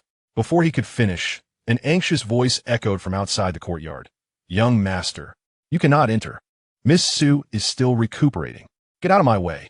Shun Jin's furious roar followed, accompanied by the sound of overturned tables and chairs. I am here to settle accounts with that scoundrel Shun Yin. Who are you, a mere servant, to stop me? Shun Yin's expression darkened as he stood, discreetly shoving the ledger beneath the couch. That ledger contained irrefutable evidence of the Liu family's corruption and must not fall into Shun Jin's hands. Su Qingxi quickly straightened her posture, adjusting her clothing, her gaze alertly fixed on the entrance. When Shun Jin burst in, accompanied by 4 or 5 young servants, the stench of alcohol wafted from him, causing one to wrinkle their nose. Upon seeing Su Qingxi on the couch, his eyes instantly reddened as he pointed an accusatory finger at Shun Yin. Well, you Shun Yin, colluding with outsiders to harm my mother, and you dare to harbor this vile woman. I shall cleanse the family of such disgrace today. Eldest brother, mind your words. Shun Yin stepped protectively in front of Su Qingxi, his lean figure resembling a sturdy wall. Miss Su is a distinguished guest to the marquis' residence. My father explicitly instructed that she be well cared for. Are you attempting to defy his orders with such slander? What defiance? Shun Jin drunkenly waved his hand. My father has been deceived by you. This woman carries an illegitimate child and dares to remain in the marquis' residence. If this word spreads, it will ruin our Shun family's reputation. Su Qingxi's complexion turned pale, her hands clenched tightly on her lap. Shen Yin glanced back at her, the chill in his gaze nearly overflowing, and when he turned back, his voice was as cold as ice. The matter concerning Miss Su is not for you to meddle in. Furthermore, you have embezzled last year's dividends from the Jiangnan grain transport, misappropriating public funds for gambling. Should my father learn of this, do you think you would still be able to stand here and shout? Shen Jin's drunkenness receded somewhat, his face shifting between shades of green and white. What nonsense are you spouting? If I speak nonsense, inquire with Mr. Wang from the accounts department. Shen Yin advanced a step, his gaze sharp as a blade. You withdraw 50 taels monthly for travel expenses, yet your actual expenditures are less than 10 taels. Where does the remaining money go?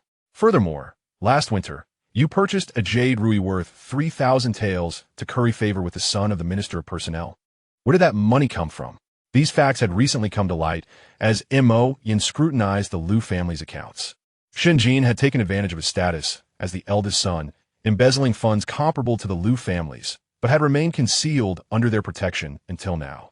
Rendered speechless by the inquiry, Shen Jin shouted in a voice that trembled with anger. Even if I took the money, so what? I am the eldest son of the marquis' residence. The belongings of the marquis' house rightfully belong to me. What qualifications do you, a mere illegitimate son, have to control me? The possessions of the marquis' residence are the foundation of the Shun family, not your personal property. Shen Yan's voice was resolute. My father has tasked me with organizing the accounts to uncover corruption within a residence. If you are wise, return the embezzled funds. Otherwise, I shall present the evidence to my father tomorrow. One of the young servants, seeing Shen Jin falter, attempted to intervene, but was stopped by Mo Yin and two elderly servants of Jingxunyuan. Mo Yin, hands on his hips, scolded, "You arrogant sycophants!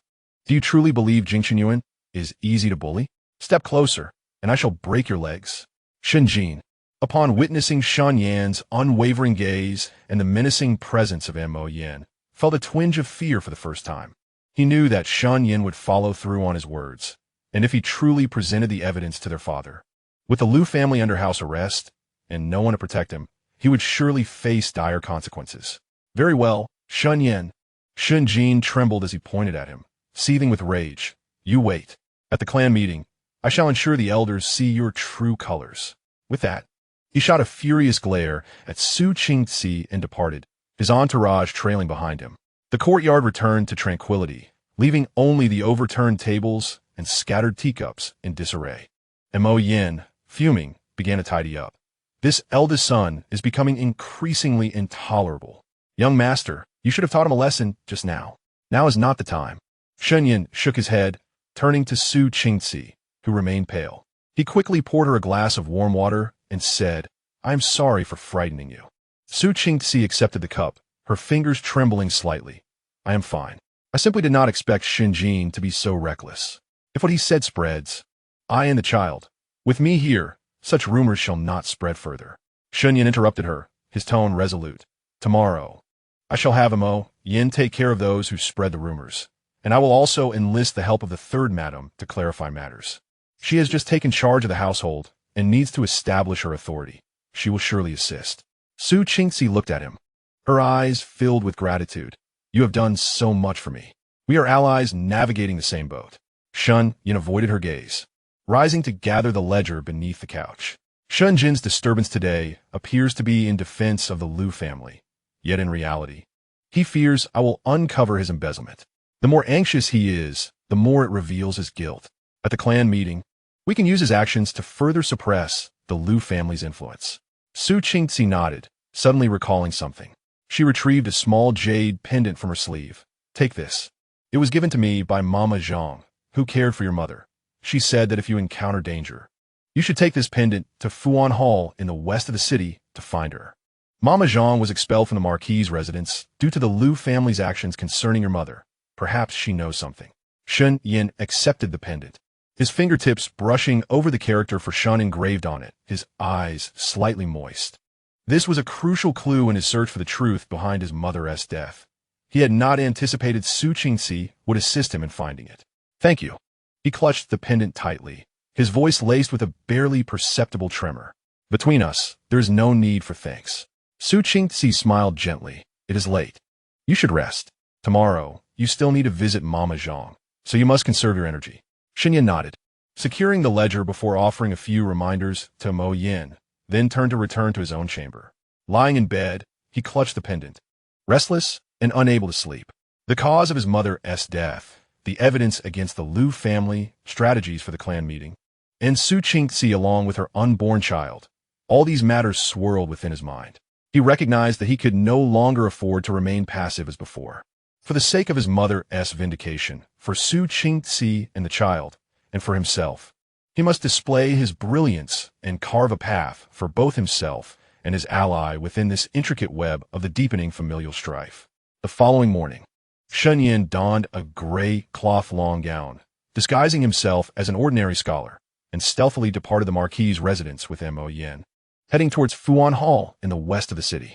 Fuan Tang is a quaint apothecary, its facade worn yet meticulously maintained. The proprietor is an elderly woman with silver hair, who, upon noticing the jade pendant in Shen Yan's hand, is instantly moved to tears. You are the son of the madam? I am Shen Yan, he replies, bowing respectfully. Zhang Mama, what truly happened to my mother on the day of her death? Zhang Mama glances around cautiously before leading him into the inner chamber. Once the door is closed, she whispers, the madam did not succumb to an acute illness. She was poisoned slowly by the Liu family. I witnessed Mama Li, who served the Liu family, delivering a bowl of bird's nest to the madam. After she consumed it, her health deteriorated day by day.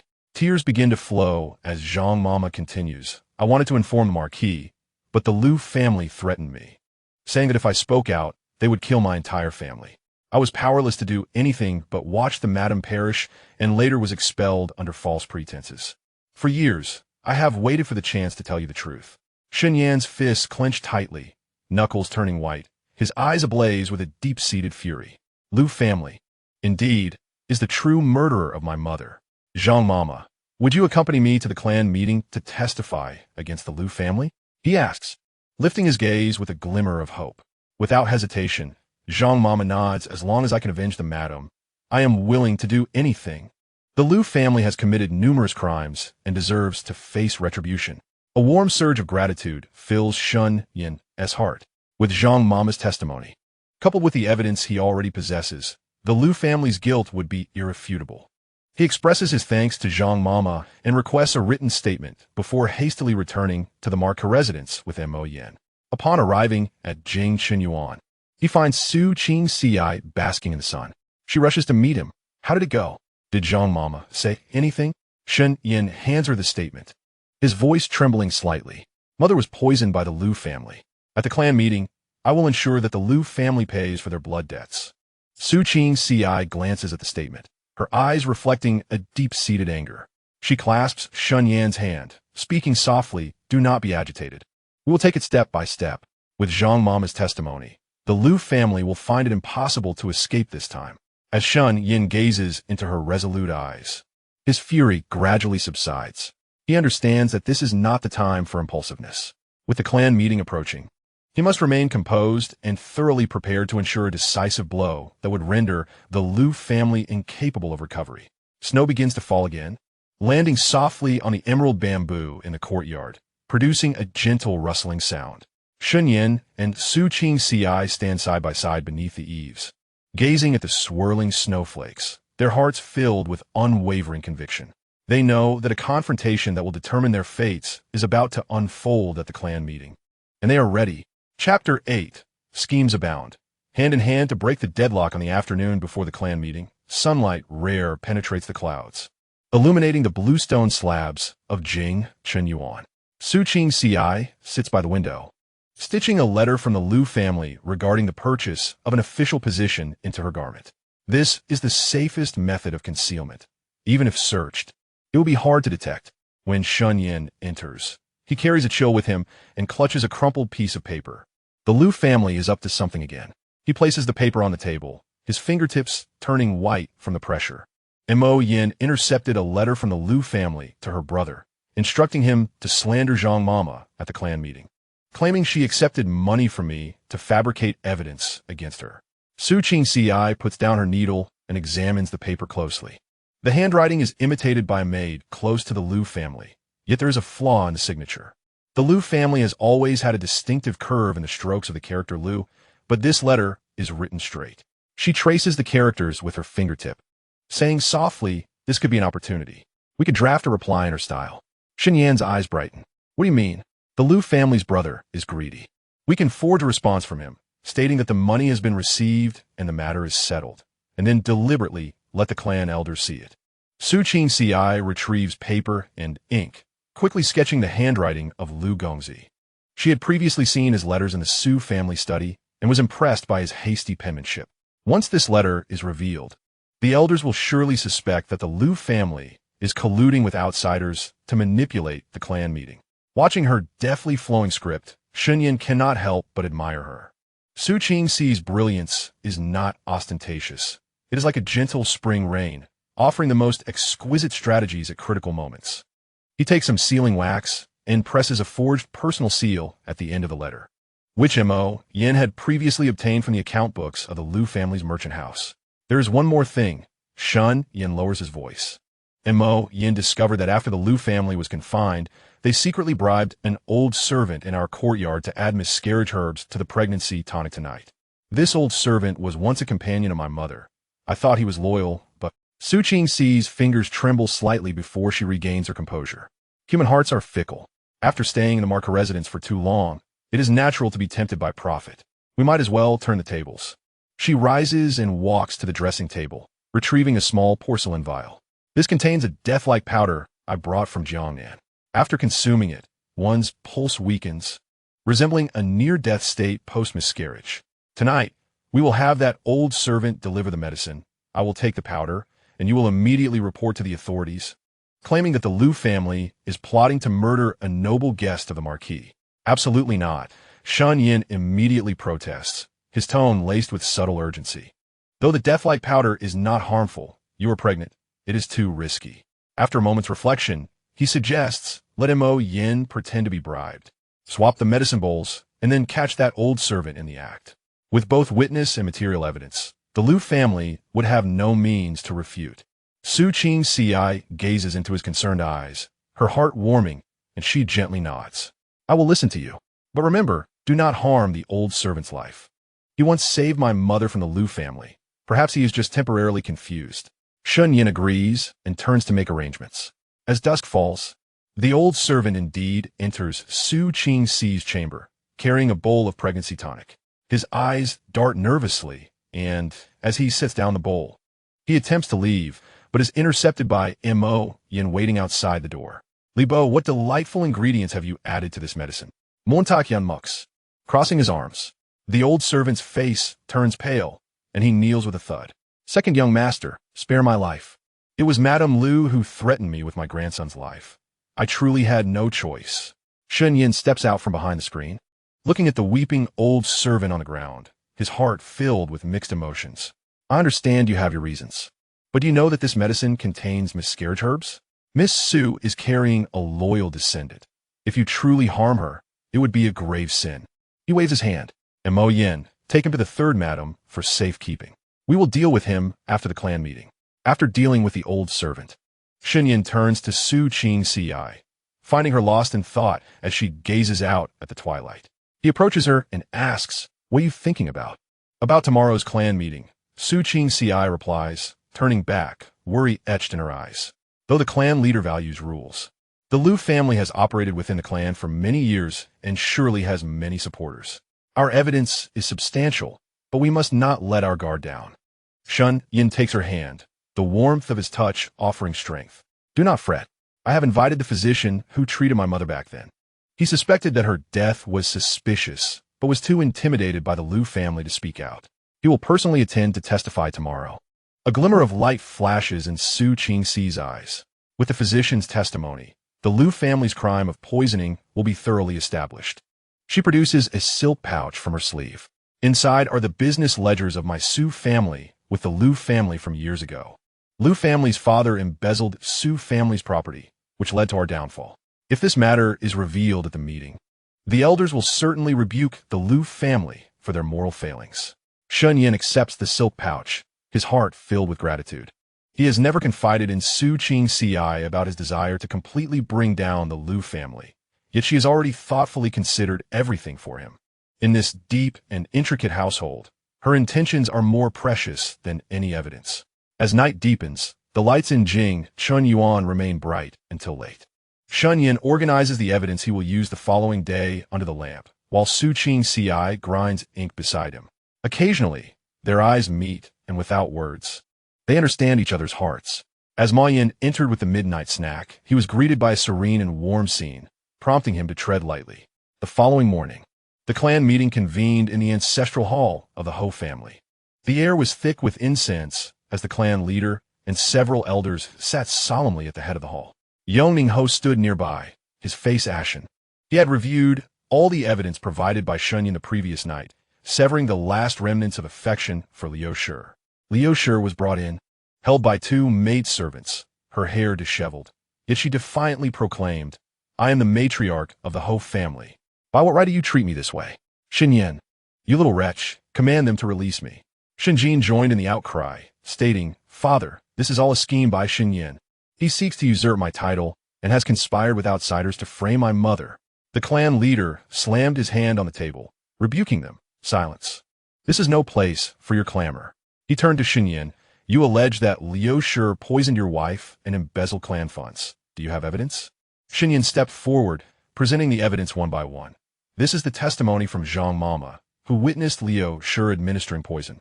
This is the medical record from the imperial physician, confirming my mother died from chronic poisoning. And here are the account books and stubs of silver notes showing Liu Shi's embezzlement, aligning perfectly with her family's business transactions." Liu Shi's face turned pale as she shrieked. "These are all fabrications. Zhang Mama has been bribed, and the physician was coerced. You will not frame me." At that moment, the physician entered the hall. Bowing to the clan leader, "I can attest that the pulse of Madame Xin did not indicate an acute illness, but rather symptoms of a slow-acting poison. Years ago, Madame Liu sent me 100 taels of gold to alter my diagnosis. Though I complied, I secretly kept a record." Liu Shi's scream ceased abruptly, and she collapsed to the ground.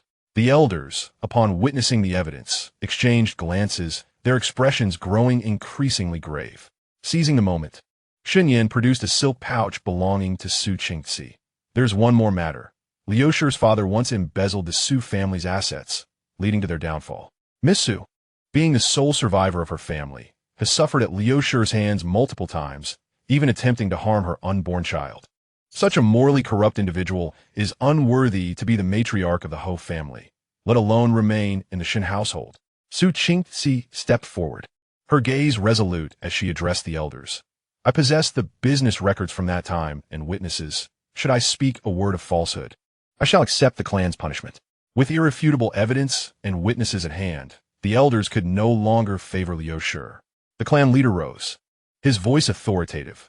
"Liu Shi has poisoned her husband, embezzled public funds, and displayed moral decay. According to clan regulations, her position as matriarch is hereby revoked, and she shall be sent to the family temple for lifelong penance. As for Xinjin, who enabled his mother's wrongdoing, he shall be fined for 3 years and confined for reflection." Yongning Ho promptly bowed in compliance. "I shall obey the clan leader's orders." Upon hearing the verdict, Liu Shi completely broke down, wailing as she was dragged out by the maidservants. Xinjin, too, appeared ashen, silenced by the proceedings. After the meeting, the clan leader retained Xinyan, patting his shoulder. "Your mother was once renowned for her virtue in our clan. Alas, her fate was unfortunate. Your efforts to clear her name demonstrate your responsibility as a good child. The future of the Ho family should perhaps be entrusted to those capable." Xinyan felt a jolt of emotion, bowing deeply in gratitude. He understood that the leader's words solidified his standing within the clan. Upon returning to Jing Qinyuan, Su Qingci awaited him at the entrance. As he approached, she hastened to him, her eyes gleaming with joy. "How did it go? Was everything smooth?" "Indeed," Xinyan replied, grasping her hand, his gaze filled with unwavering tenderness. "Liu Shi has been sent to the family temple, and Xinjin has been penalized for reflection." The clan leader stated that the future of the Ho family should be entrusted to those with capability. Su Qingci beamed, her eyes crescent-shaped with mirth. "This is all well-deserved. You avenge your mother and have established your footing within the Ho family." Xinyan gazed at her delicate features, an impulse surging within him. He softly declared, "Su Qingci, Once you give birth, I wish to ask my father to officiate our wedding. Her cheeks flushed instantly, and she lowered her head, softly affirming. Sunlight bathed them in warmth and brightness. The green bamboos in the courtyard sprouted new shoots, and the sound of melting snow water dripped rhythmically, as if narrating the hope of rebirth. Xinyan knew that the years of his endurance had passed, and the road ahead would be one he would traverse hand in hand with Su Qingzi, embracing a tranquil future together. On the third day after Liu Shi was sent to the family temple, the morning light in the Hou residence gleamed with a freshness unlike before. The entrance of Jing Chunyuan saw an influx of servants carrying silks and delicacies, bowing deeply as they greeted, their voices laced with careful respect. Everyone understood that the one now favored by the clan leader was this once impoverished son, having just completed a set of foundational sword techniques. Xinyan was glistening with a light sheen of sweat. Ma Yin rushed in, holding the recently delivered household expenditure account book, his face brimming with excitement. Young master. The third madam sent this month's expense account, and she mentioned that if you have any suggestions, feel free to instruct the steward to make changes. She will comply with your wishes. Xinyan accepted the account book, his fingertips brushing against the pristine silk cover. In the past, not only would such books seldom arrive at Jingshan Yuan, but even seeing one required considerable effort. He opened the book, his gaze swiftly scanning before frowning. This is incorrect. The funds allocated for coal purchases have increased by 30% compared to last month, yet the coal consumption across the various courtyards remains unchanged. Where has the money gone? Where else could it have gone? Ma Yin scoffed. It must be those old servants left behind by Liu Shi causing trouble. The third madam has just taken over the household finances, and those people are taking advantage, skimming off the top. As he spoke, soft footsteps were heard from outside the courtyard. Su Qingzi entered, draped in a moon-white cloak, her hair adorned with the silver-inlaid jade hairpin Xinyan had gifted her, enhancing her already gentle complexion. Holding a warming stove, she approached Xinyan. I overheard you discussing the coal issue just now, and I happen to know a bit of the backstory. Xinyan accepted the warming stove, his fingers brushing against her cool hand, instinctively adjusting the collar of his cloak. It's windy outside. Why not wear something warmer? It's stifling indoors, so I came out for some fresh air. Su Qingzi smiled, her gaze settling on the account book. The steward responsible for procurement, Wang, is a distant relative of Liu Shi. Previously, he exploited Liu Shi's influence to embezzle 30% of the funds each month. The third madam, just establishing her footing, hesitated to immediately remove Liu Shi's people, giving him the opportunity. A flicker of coldness crossed Xinyan's eyes. Though Liu Shi had fallen, her influence remained entangled within the Hou residence like a creeping vine, ready to spring back if not carefully monitored. He closed the account book, saying, this thorn must be removed, but cannot be done forcefully. Su Qingzi pressed his hand down gently, her voice soft yet resolute. The third madam has just secured her position. If we act against Wang, it might humiliate her. Instead, let us do this. Mark the discrepancies in the account book and send it to the third madam, casually mentioning that the clan leader is investigating recent embezzlement issues. She will know how to handle it. Xinyan's eyes brightened. Su Qingzi always managed to help him maintain his composure when he was about to reveal too much. He quickly arranged for ink and paper, annotating the discrepancies in the account book and personally writing a note for Ma Yin to deliver to the third madam's courtyard. Within an hour, Ma Yin returned, bubbling with excitement. Young master, it worked. The third madam reviewed the account book and note, summoned Wang for questioning, and upon discovering his embezzlement, had him punished with 40 lashes before sending him off to the farms. She expressed her gratitude for your reminder and stated that all future procurements will be reviewed by you before being recorded. Xinyan set down his teacup, a subtle smile gracing his lips. This maneuver not only eliminated Liu Shi's remaining influence, but also garnered favor with the third madam, seamlessly inserting himself into household affairs. Truly a triple win. Su Qingzi sat nearby, embroidering tiny shoes for their future child, observing his expression, and softly remarked, now that your position in the residence is secure, it seems that Xinjin will not let this go easily. At the mention of Xinjin, Xinyan's expression darkened. After Liu Shi's departure, although Xinjin was confined for reflection, he spread rumors in the residence, claiming Xinyan was scheming to usurp the nest, even secretly contacting Liu Shi's family in the capital, seeking opportunities for revenge. He does not pose a significant threat. Shun Yin spoke with conviction, stating that he had someone monitoring his movements, and should he dare to make a move, he would find a way to silence him completely. Just then, a maid's voice was heard from outside. Second young master, Miss Su, the eldest young master requests an audience, claiming he has urgent matters to discuss with you. Shun Yin and Su Qingzi exchanged glances, both reflecting mutual confusion in their eyes. Shen Jin had been confined for introspection and, by protocol, was not permitted to venture out. His sudden appearance undoubtedly harbored ill intentions. "Let him in," Shun Yin said in a low voice. As Shun Jin entered, he was dressed in a plain long robe, his previously arrogant demeanor replaced by a hint of weariness. Upon seeing Shun Yin, he stepped forward, intending to kneel, but Shun Yin raised a hand to stop him.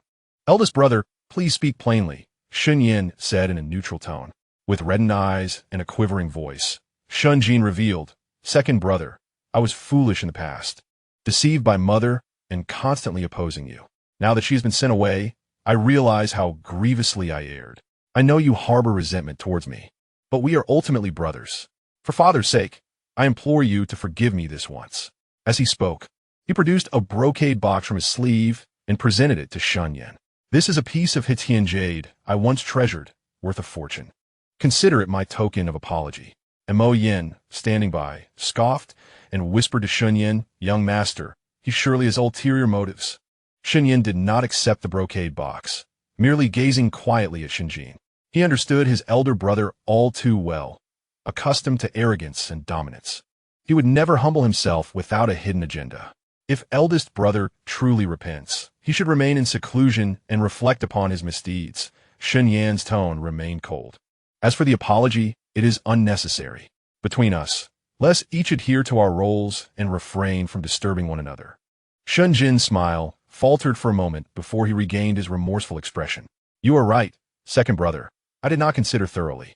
By the way, father recently asked me to organize the old transportation accounts, and there are some areas I find difficult to comprehend. I would like to seek your guidance." Shen Yan's heart stirred. The transportation accounts were the most crucial financial source for the Ho residents, and their father had always prevented Shen Jin from intervening. Now, however, he suddenly asked him to organize them, indicating that something was amiss. Observing the flicker in Shun Jin's eyes only reinforced Shun Yan's suspicions. If eldest brother encounters difficulties, he may consult Mr. Wang in the accounts office. He has managed the transportation account for many years and knows them better than I do. Shun Yin avoided engagement, directly deflecting the issue. Having met resistance, Shun Jin's expression finally revealed discomfort. He stood up, forcing a smile. "Since second brother is busy, I shall not disturb you further." Watching Shun Jin leave, Su Qingzi furrowed her brow. Shun Jin's sudden mention of the transportation accounts cannot be so simple. Do you remember when we discovered he had embezzled the transportation dividends? Perhaps he intends to use this opportunity to destroy evidence of his corruption. I share your thoughts. Shun Yin replied as he moved to the window, watching Shun Jin's figure disappear into the alley. Their father's request for him to organize the accounts might be a test or perhaps an opportunity for Shun Jin to admit his wrongs, given their familial bond. Yet, given Shun Jin's nature, he would not easily confess, but rather resort to desperate measures. He turned to Su Qingzi. "We must prepare in advance. Please keep an eye on any developments in the residence, especially concerning the accounts office. I will visit the transportation dock to investigate what Shen Jin has tampered with in the accounts." Su Qingzi nodded in agreement, adding, "The transportation dock is rife with all kinds of people. Be cautious. Take a Mo Yin with you and have father assign 2 guard for safety." Shen Yin felt warmth in his heart as he gently ruffled her hair, a natural and affectionate gesture. Afterward, both were momentarily stunned, their cheeks flushed. Clearing his throat to mask his embarrassment, Shun Yin said, "Understood. You rest well at home until I return." As Shun Yin, accompanied by Mo Yin and 2 guards, exited the Ho residence, he sensed someone trailing behind him. He discreetly signaled the guards to be vigilant while he and Mo Yin proceeded toward the transportation dock. The dock was bustling with life, workers bustling back and forth, the air thick with moisture and the scent of fish. Shen Yin located the manager responsible for the Ho residence's transportation and presented the decree from the Yongning Ho, requesting the transport accounts from the past 3 years. The manager, not daring to be negligent, promptly brought out the account books. Seated in a tea house at the dock, Shen Yin and Mo Yin meticulously reviewed the pages. Soon, they uncovered discrepancies. The transportation revenue for the second half of last year was nearly half of that from the first half, yet the volume of goods transported remained unchanged. There is something amiss here. Shanyan pointed to a record in the account book, highlighting the transportation of silk, where the quantity and freight charges did not align, clearly indicating tampering. Mo Yin leaned closer to examine and nodded. Young master is correct. This handwriting differs from others. It must be Shun Jin's alterations. Just then, several thuggish men entered the tea house, striding directly to Shun Yan's table. The leader slammed his hand on the table and bellowed, "You are Shun Yan? Hand over the account books if you know what is good for you, or don't blame us for being rude." Shun Yan looked up, coldly meeting their gaze. "Did Shun Jin send you?" The leader's expression shifted. Then he sneered. "Since you know, you should comply. The eldest young master has said that if you hand over the account books, we will spare your life." Shun Yan rose, and the two guards immediately stepped in front of him. A cold smile creased Shun Yan's lips. "You think you can stop me with just this lot?" No sooner had the words left his mouth than the guards engaged in a scuffle with the thugs. Seizing the opportunity, Shun Yan and Mo Yin clutched the account books and escaped through the back door of the tea house. Upon returning to the Ho residence, Shun Yan instructed Mo Yin to secure the account books before heading directly to the study to report the matter to the Yongning Ho. The Yongning Ho examined the signs of tampering in the account books, his face darkening with rage. This wretch, truly hopeless. He turned to Shun Yan, his tone tinged with guilt. "Yinner, it was father who neglected you in the past, causing you much suffering. From now on, the transportation affairs of the Ho residence will be entrusted to you. You must investigate thoroughly and recover the embezzled funds." Shun Yan bowed in acknowledgement. "Yes, father. I shall not fail in my duty." Exiting the study, Shun Yan felt an unusual lightness in his heart. Not only had he obtained evidence of Shun Jin's embezzlement, but he had also gained his father's trust and taken over the transportation affairs of the Ho residence. He hurried toward Jingshan Courtyard, eager to share this good news with Su Qingzi. The lights in Jingshan Courtyard were already glowing, and Su Qingzi stood at the gate awaiting his return. Upon seeing him, she rushed forward, concern evident in her eyes. "How did it go? Was everything smooth? Did you encounter any danger?" Shun Yan grasped her hand and pulled her into his embrace, softly assuring, "Everything went smoothly. I exposed Shun Jin's plot, and father has entrusted me with the transportation affairs. Qingzi, our lives will only improve from here." Su Qingzi leaned against him, relishing the warmth of his embrace, nodding gently. As the night deepened, the warm and bright lights of Jingshan Courtyard illuminated the two figures tightly embraced, also illuminating their hopeful future. Chapter 10. The Transportation Turmoil. Bonds stronger than gold. The transportation account books lay spread across the Zeton wood table in Jingshan Courtyard, the ink-smeared numbers resembling a tangled mess, causing Mo Yin to frown deeply. Shun Yin pointed with a silver hairpin to one page, his fingertip pressing heavily on the words regarding losses at the Yangzhou dock. "The loss rate here is 3 times that of the usual, and the manager who signed off is someone Lucier placed. Although he has since been dismissed, he has left the accounts in disarray." Su Qingzi brought over a bowl of lotus seed soup and placed it beside him, her gaze landing on the water stains at the edge of the account book. "This is not merely a case of losses. Someone is deliberately falsifying accounts to siphon off goods. The head of the transportation gang at Yangzhou has old ties with the Liu family. It is possible that Shun Jin is exploiting this connection to exchange the Ho residence's silk for silver to squander." She picked up a warm jade token engraved with the character for Su. "This was a token of goodwill between my Su family and the leader of the transportation gang. Take it to Yangzhou and seek out Vice Leader Zhou. He owes a favor to the Su family and will surely assist you." Shun Yin took the jade token, his fingertips brushing against her cool palm, bringing warmth to his heart. He rose and draped a thick fox fur over her shoulders, saying, "You are with child, and there are many trivial matters in the manor. Do not fret over me so much. I will be in Yangzhou for no more than 5 days, and Mo Yin will stay behind to take care of you." Su Qingzi tilted her head to look at him, the candlelight reflecting in his eyes, sparkling with delicate glimmers. "You may rest assured, I will manage the household. Should Shun Jin dare to create trouble, I have my own ways to deal with it. Just remember to add more clothing before you set out. Do not return frozen like last time." The following morning, Shun Yin boarded a ship with 2 bodyguards. Not long after he left, Shun Jin stormed into Jingshan Courtyard with several servants, kicking over a stone table in the courtyard. "Su Qingxi, that scoundrel Shun Yin has run off with the marquis' silver, hasn't he? Hand him over at once." Su Qingxi was seated under the corridor, embroidering a baby-S bodice. Hearing his words, she lifted her head, her expression calm and unperturbed. "Eldest young master, be cautious with your words. The second young master went to Yangzhou on our father's orders to handle the grain transportation affairs, with a decree to prove it. If you slander him like this and father finds out, you may be punished with confinement for reflection." "A decree? I have never seen one." Shen Jin stepped forward, reaching to grab her embroidery basket. "I see you are in cahoots, trying to empty the marquis' coffers." Su Qingxi see this bith, causing the silver needles in the basket to clatter to the ground. Mo Yin, stationed outside the courtyard, rushed in and stood protectively in front of her. "Eldest young master, cease your rudeness. Miss Su is with child. If anything were to happen to her, could you bear the responsibility?" Shen Jin glared at Su Qingxi, knowing that resorting to violence in public would only backfire. "Just wait. When Shen Yin returns, I will make you pay." With that, he stormed off. Mo Yan's face flushed with anger. "Miss, this eldest young master is too arrogant. Should we inform the master?" "There's no need," Su Qingxi replied, picking up the silver needles from the ground with a calm demeanor. "He is merely posturing." Shen Yin took the copy of the grain transport ledger. "He fears we will uncover evidence of his corruption. Go to the accounts office and retrieve the detailed expenses Shen Jin incurred in Yangzhou last year. We will be prepared when Shen Yin returns." Mo Yin nodded in agreement.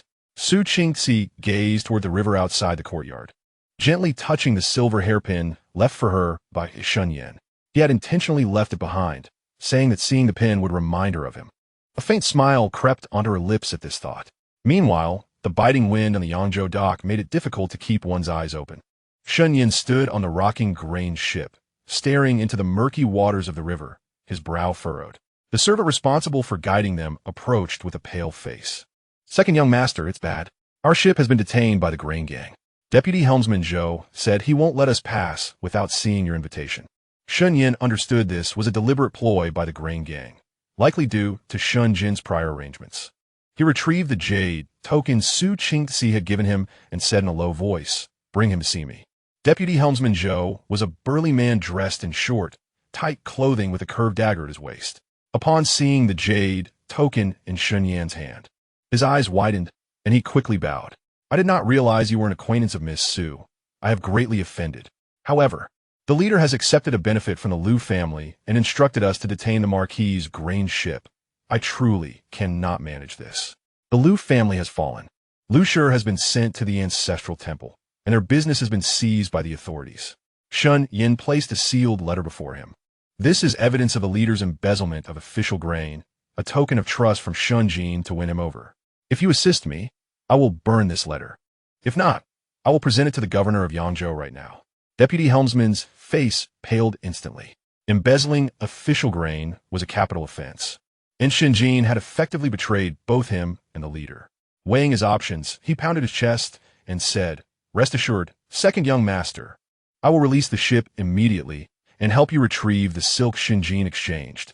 The leader has long ceased to be the righteous person of yesteryear. I have long been displeased with him." With Zhou's assistance, the detained grain ship was soon released, and the silk taken by Shen Jin was recovered, amounting to over 50 bolts. Shen Yin had the silk register in the accounts and obtained letters that proved Shen Jin's collusion with the grain gang. Feeling a significant weight lift from his heart, on the return journey, Shen Yin stood at the bow of the ship, gazing at the gradually clearer outline of the capital city, a smile spreading across his lips. He took out an oil paper package from his pocket, containing the osmanthus pastries he had specially purchased in Yangzhou. Su Qingxi had been craving sweet treats since her pregnancy, and these pastries were a favorite. By the time he returned to the marquis' residence, it was already late at night. Shen Yin quietly entered the bedroom, only to find Su Qingxi waiting for him under the lamp, a bowl of warm dishes set on the table. Upon seeing him return, she immediately stood up, her eyes filled with joy. "You're back. Was the journey smooth? Are you hurt?" Shen Yin approached and embraced her, his voice weary from travel, yet filled with tenderness. "All went well. I am uninjured. I brought you osmanthus pastries. Do taste them." Su Qingxi took the oil paper package and opened it, the warm fragrance of the pastries wafting up. She picked one up and placed it in her mouth, the sweet yet not cloying flavor spreading across her tongue. Her eyes misting slightly. Delicious, thank you. Seeing her expression, Shun Yan's heart softened, and he leaned down to plant a gentle kiss on her forehead. Su Qingxi's cheeks flushed instantly as she nestled closer into his embrace. Just then, Imoyan hurriedly burst in. Young master, the eldest young master has gone to the accounts office, claiming he wants to investigate your grain transport accounts and accusing you of embezzling the marquis' silk. Shen Yan's gaze turned icy. He helped Su Qingxi sit down. Rest for now. I will go take a look. The accounts office was brightly lit, and Shun Jin was shouting while holding an account book. Look, it clearly states there are 50 bolts of silk, yet now they are missing. Shun Yan must have embezzled them. I will inform father and have him punish Shun Yan. Eldest brother, do not be so hasty to condemn. Shun Yan entered the accounts office and placed the grain transport accounts and evidential letters on the table. Those 50 bolts of silk were exchanged for the grain gang. I have already retrieved them, and they are now stored in the warehouse. Here are the letters proving your collusion with the grain gang, with your own signature. Would you like to show them to father? Shun Jin's face turned ashen upon seeing the letters, his legs buckling beneath him as he nearly collapsed to the ground. No, it wasn't me. Shen Yan forged them. If they were forged, ask Deputy Helmsman Zhou. He can clarify. Shun Yan looked at him coldly. I have already summoned Deputy Helmsman Zhou. He is waiting outside the manor and can testify for me at any moment. Shun Jin completely crumbled, realizing he could no longer feign innocence. He fell to Shun Yan's feet, weeping profusely. Second brother, I was wrong. I won't dare again. Please spare me this once.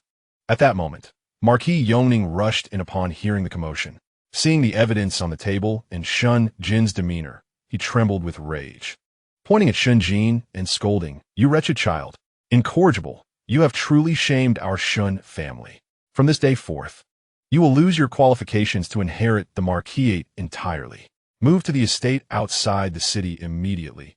Do not return to the capital without my orders. Shun Jin's face turned ashen as he was dragged out by the servants. The people in the accounts office lowered their heads, not daring to speak. Marquis Yongning turned to Shun Yan, his tones softening considerably. Yenner, this time, thanks to you. The grain transport affairs of the marquisate will be entrusted to you from now on. Manage them well, and do not disappoint my expectations. Yes, father, Shun Yan replied, bowing. After dealing with Shun Jin's affairs, Shun Yan returned to Jingchun courtyard, where Su Qingxi had not yet fallen asleep. She brought him a bowl of calming soup. Have all matters been resolved? Yes, resolved. Shun Yan took the bowl and drank it in one go. Father has sent him to the estate outside the city. He can no longer stir up trouble. He held Su Qingxi's hand, warming in his palm. This time, it was thanks to the jade token and your strategy. Otherwise, I would have suffered in Yangzhou. Su Qingxi smiled gently. We are husband and wife, and we should support each other. However, although Shun Jin has fallen, the Liu family still has some residual influence in the capital. We must remain vigilant. I understand. Shun Yan enveloped her in his embrace, resting his chin atop her head, and declared, With you by my side, I fear nothing. Once the child is born, we shall invite my father to officiate our wedding, and I will proudly bring you into my home. Su Qingxi leaned against him, softly murmuring in agreement. The moonlight poured through the window, casting a gentle and serene glow upon the couple. The tumult of the river transport had subsided, and Shun Jin's threats had been quelled, although the future held unknown challenges. As long as they stood together, no obstacle would be insurmountable. As night deepened, the lights in Jingshan Garden gradually dimmed, leaving only warmth and hope in their wake. Chapter 11. The Remnants of Evil. Love protects the child. The spring days in the Ho residence carried a hint of languid warmth. The begonia blossoms in Jingshan Garden were in full bloom, their pale pink and white petals carpeting the ground like a delicate layer of snow. Shun Yan squatted in the corridor, carefully peeling an orange for Su Qingxi. Her pregnancy was becoming stable, yet she craved sour fruits. This orange was specially transported from Jiangnan by swift horse, its skin thin and juice sweet. Take your time eating, don't choke, Shun Yan urged, offering a segment to her lips, his gaze resting on her slightly rounded belly, his tone imbued with tenderness. The physician said the fetus is thriving. You need not stay cooped up indoors. The weather is delightful today. Let me accompany you for a stroll in the garden. Su Qingxi bit into the orange segment, the sweet and sour juice bursting on her tongue, and she smiled, nodding. That sounds lovely. Just don't want her too far. I'm afraid I might tire. As they conversed, Mo Yin rushed in, panic etched on his face, clutching a crumpled note. Young master, it's terrible. Someone has thrown this note at the gate. It's filled with slander against Miss Su. Shun Yan's expression darkened as he took the note and unfolded it. The writing was hasty and malicious, claiming that the child in Su Qingxi's womb was not of noble lineage, but rather the result of her illicit affair with an outsider. It even fabricated that she was expelled by the Su family because of her scandalous past, seeking refuge in the Ho residence. Utter nonsense. Shun Yan's grip on the note tightened, his knuckles turning white, fury blazing in his eyes. Su Qingxi's complexion paled instantly, her hands clenched tightly in her lap, her eyes glistening with unshed tears.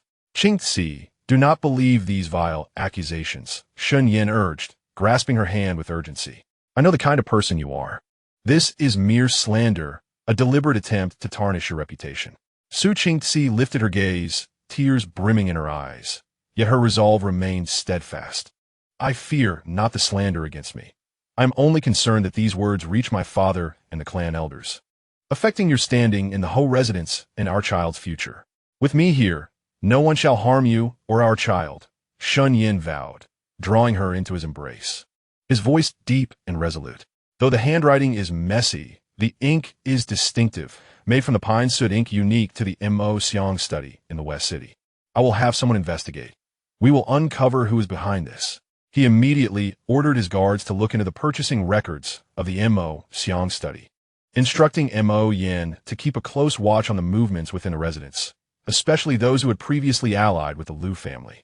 Once arrangements were made, he helped Su Qingxi sit down, softly reassuring her, do not dwell on this. These buffoons cannot stir up significant trouble. As long as we remain righteous, we need not fear shadows. Once we find a mastermind, they shall pay for their deeds. Su Qingxi leaned against him, feeling the warmth of his embrace as her unease gradually subsided.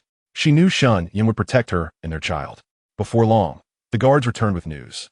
Young master, the shopkeeper of Mo Xiang's study said that yesterday, someone dressed in Liu family merchant attire purchased pine soot ink.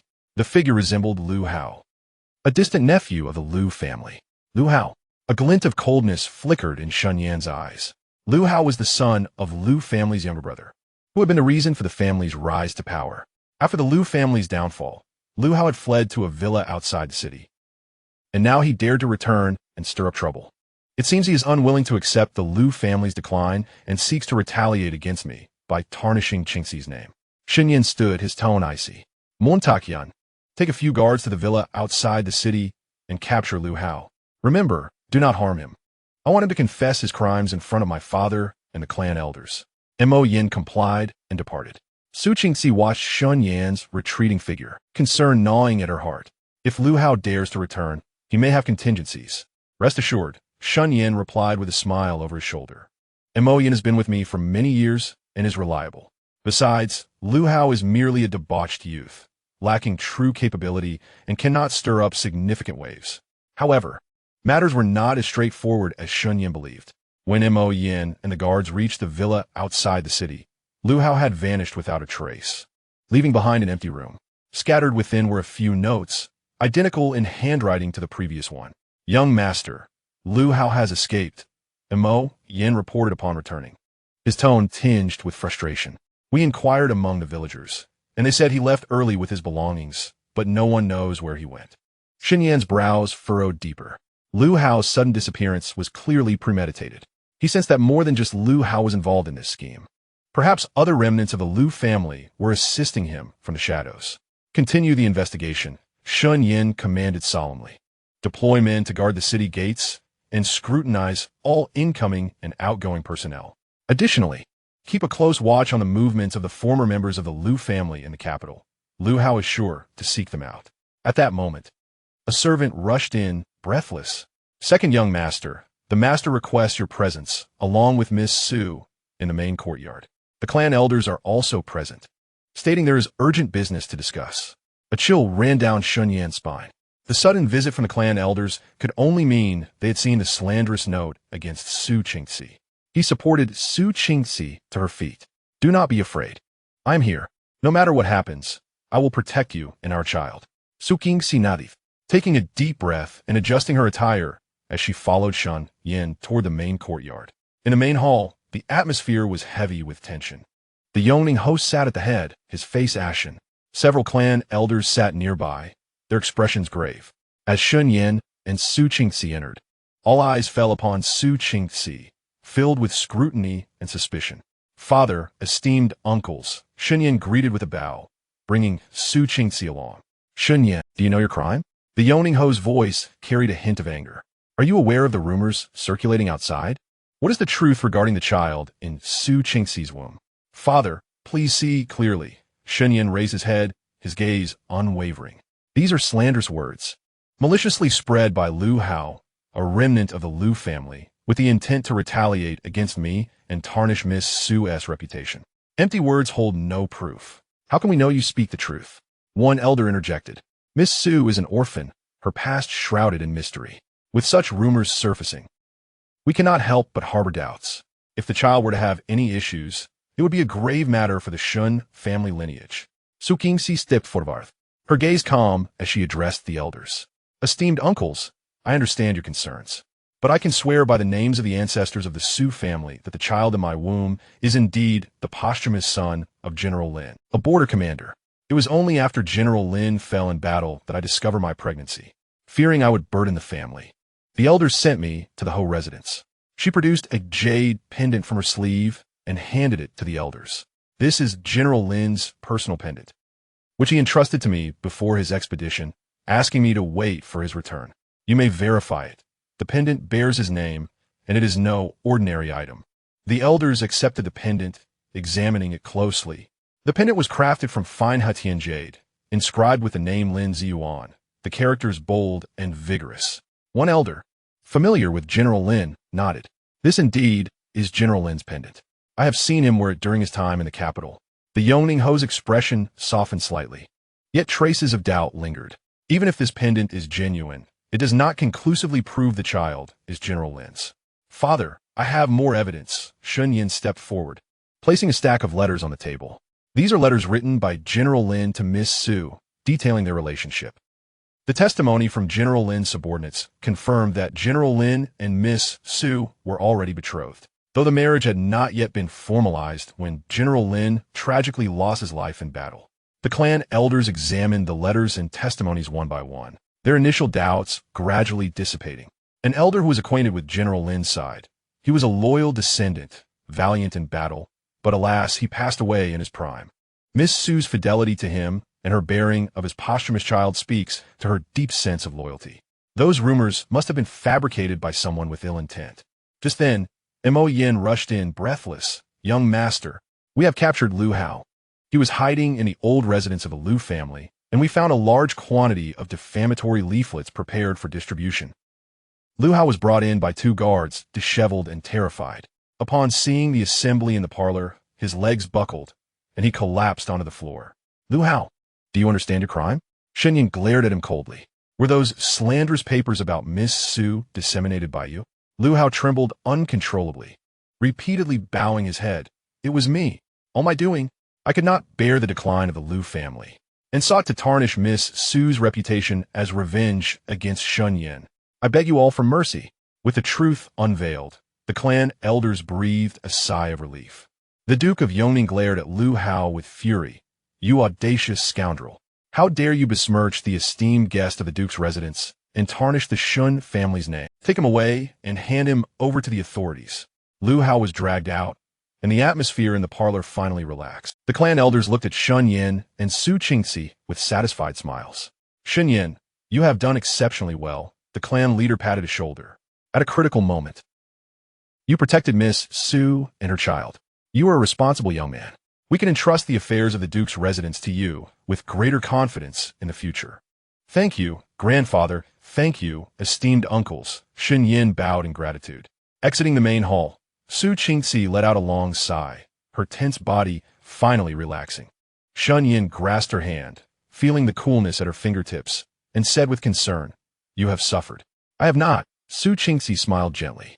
With you by my side, I fear nothing. As the sun descended, golden rays bathed the Duke's courtyard, stretching the silhouettes of the two. Sendian Seporti Tsukingsi, guiding her step by step toward Jingxun courtyard. Although the remnants of the Liu family had yet to be completely eradicated, and more challenges loomed ahead, they were filled with unwavering resolve. As long as they stood side by side, trusting and supporting one another, no obstacle would be insurmountable. Their love, forged in the tempest, grew ever more unbreakable, and their child would soon arrive, cradled in the warmth of this steadfast affection. Chapter 12. Aftershocks remain. Hand in hand, the petals of the begonia in Jingchun courtyard continued to flutter down. Just as Shun Yin helped Su Qingxi sit down, the old maid responsible for preparing medicine entered, her expression somewhat unnatural. "Miss Su, it is time to take your medicine." As she extended the bowl, her fingers trembled slightly. Avoiding direct eye contact, Shun Yan's heart sank. He took the bowl and brought it to his nose. Detecting a faint bitterness mingled with the usual ingredients for calming the fetus, reminiscent of the essence of worry-free grass. This herb, while beneficial in small doses, could harm the fetus if overused, and was never included in standard calming medicines. "Who instructed you to prepare this medicine?" Shun Yan's voice turned icy, his fingers gripping the bowl's edge with enough force to make the porcelain tremble slightly. The old maid knelt with a thud, tears spilling forth. "Second young master, please spare me. It was Madame Liu who sent word from the ancestral temple, instructing me to add this ingredient. She claimed it was merely to keep Miss Su compliant. I truly had no idea it could harm the fetus." Su Qingxi's hands tightened in her lap, her complexion paling. The Liu family had been sent to the ancestral temple, yet they could still manipulate former associates within the residence, revealing the depth of their roots. Shun Yin helped the old maid to her feet, his tones softening. "You may rise. The Liu family threatened you. You are not entirely at fault. But remember, from now on, Miss Su's medicine must be overseen personally by Mo Yin, and no one else is allowed to interfere." He turned to Mo Yin. "Dispose of this bowl of medicine and brew a new batch using the herbs from my studies cabinet."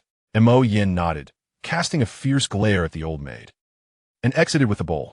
The old maid wiped her tears, expressing her gratitude. "Thank you, second young master, for your magnanimity. I will never dare again." Shun Yin waved her off, turning his attention to Su Qingxi. Noticing the worry in her eyes, he gently held her hand. "Do not fret. The Liu family is now a caged bird, unable to stir up any significant trouble. This time, I was careless in not fully clearing out her former associates. I will ensure you do not face such scares again." Su Qingxi leaned against his shoulder, her voice soft yet resolute. "I am not afraid of her. I fear for the child." Shun Yin, the Liu family has operated within the Duke's residence for many years, and there are certainly still those loyal to her at the ancestral temple. We must find a way to sever her ties with the outside world. Otherwise, she will always seek to cause trouble. I have already sent someone to investigate. Shun Yin gently stroked her long hair. The abbot at the ancestral temple is a distant uncle of Liu's, who has been secretly relaying messages for her. I have dispatched my father's edict to the temple, replacing the abbot and increasing security to prevent any unauthorized contact with Liu. He paused before continuing. Additionally, there are still a few of Liu's former associates remaining in the residence. I have instructed Mo Yin to investigate each one. Anyone in close contact with Liu will be sent to remote villages, never to return to the capital. Su Qingxi raised her head, her eyes filled with admiration. "That is good. However, we must remain vigilant against the remnants of the Liu family. Although Liu Hao has been captured, Liu Feng is still at large and may possess some of the Liu family's assets, possibly resorting to desperate measures. I have already assigned people to monitor the movements of all former associates of the Liu family in the capital." Shun Yin produced a jade pendant. Placing it in her hand, "This is the Duke's token. It can summon guards from the residence. Keep 2 guards by your side at all times. No matter where you go, we cannot afford any more incidents." Su Qingxi grasped the jade pendant, feeling its cold touch against her fingertips while warmth surged in her heart. She knew that Shun Yin had made meticulous preparations for her and their child. In the days that followed, the residence remained exceptionally tranquil. Liu's former associates were systematically removed, and the abbot at the ancestral temple was replaced, severing Liu's connections with the outside world. Each day, after tending to the affairs of the residence, Shun Yin accompanied Su Qingxi in the garden for strolls or sat on the porch listening to her play the guqin. Their days filled with warmth and tranquility. Su Qingxi's belly grew larger, and her movements became increasingly cumbersome. Shunyin specifically arranged for the steps of Jingqian courtyard to be modified into gentle slopes and laid thick carpets inside to prevent her from slipping. Each day, meals were prepared according to the physician's instructions, ensuring they were nutritious, light, and palatable. One afternoon, as Su Qingxi took a nap, Shunyin sat by her bedside reading. Suddenly, hurried footsteps sounded from outside the window as Mo Yin rushed in, panic etched on his face. Young master. This is bad. Lu Feng has barged into the residence with a group of men, claiming he is here to rescue Lu. They are causing a scene in the front courtyard. Shunyan's heart tightened as he quickly stood, gently covering Su Qingxi with a blanket. He instructed Mo Yin, "Stay here and guard Miss Su. No one is to enter and disturb her. I will go to the front courtyard." "Young master, Lu Feng has brought a considerable number of armed men. Please exercise caution," Montaqian urged. Shunyan nodded and swiftly made his way to the front courtyard. As he reached the courtyard, he heard the sounds of fighting and screams from the front. Lu Feng, accompanied by over a dozen burly men wielding weapons, was attacking the Duke's gate, where the guards were desperately resisting, several already injured.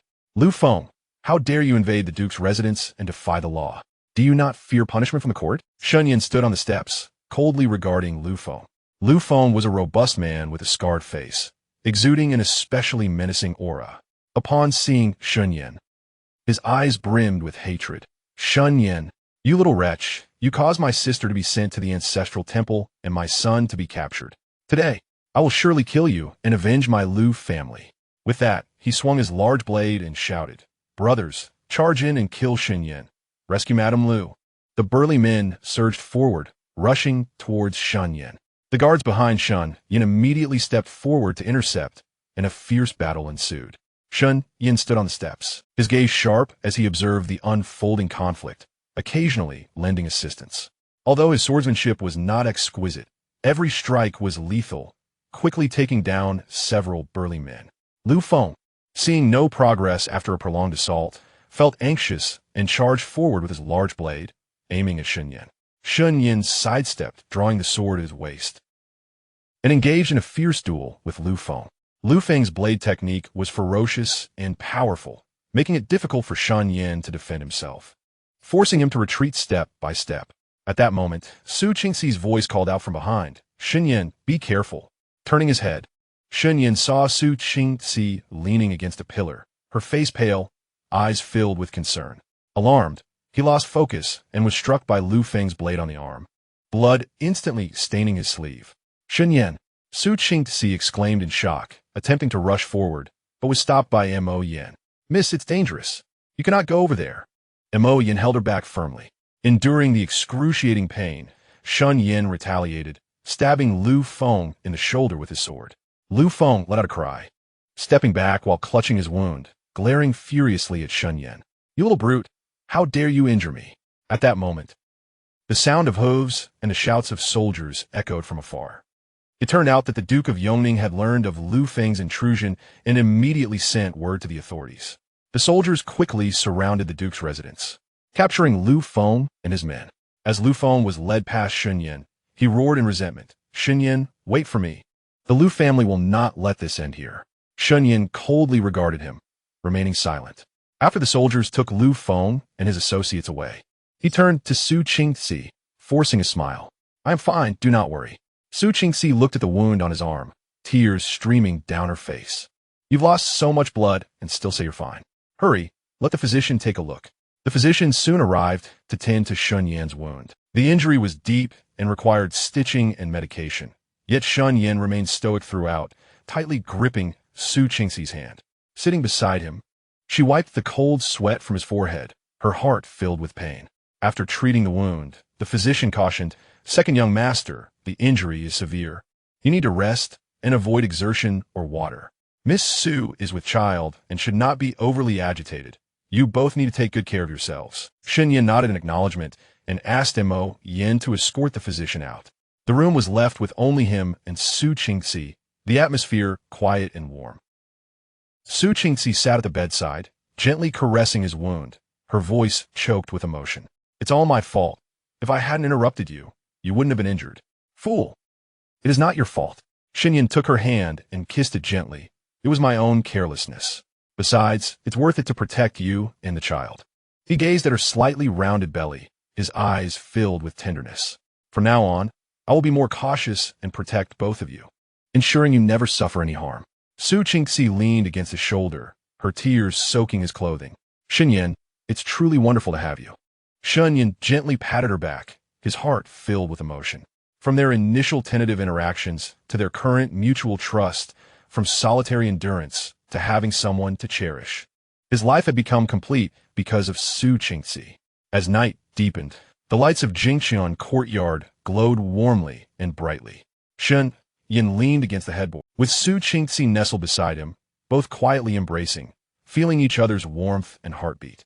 Although the aftermath of the Liu family had not yet fully subsided and future challenges loomed, their hearts brimmed with unwavering faith. As long as they stood together, trusting and supporting each other, no obstacle was insurmountable.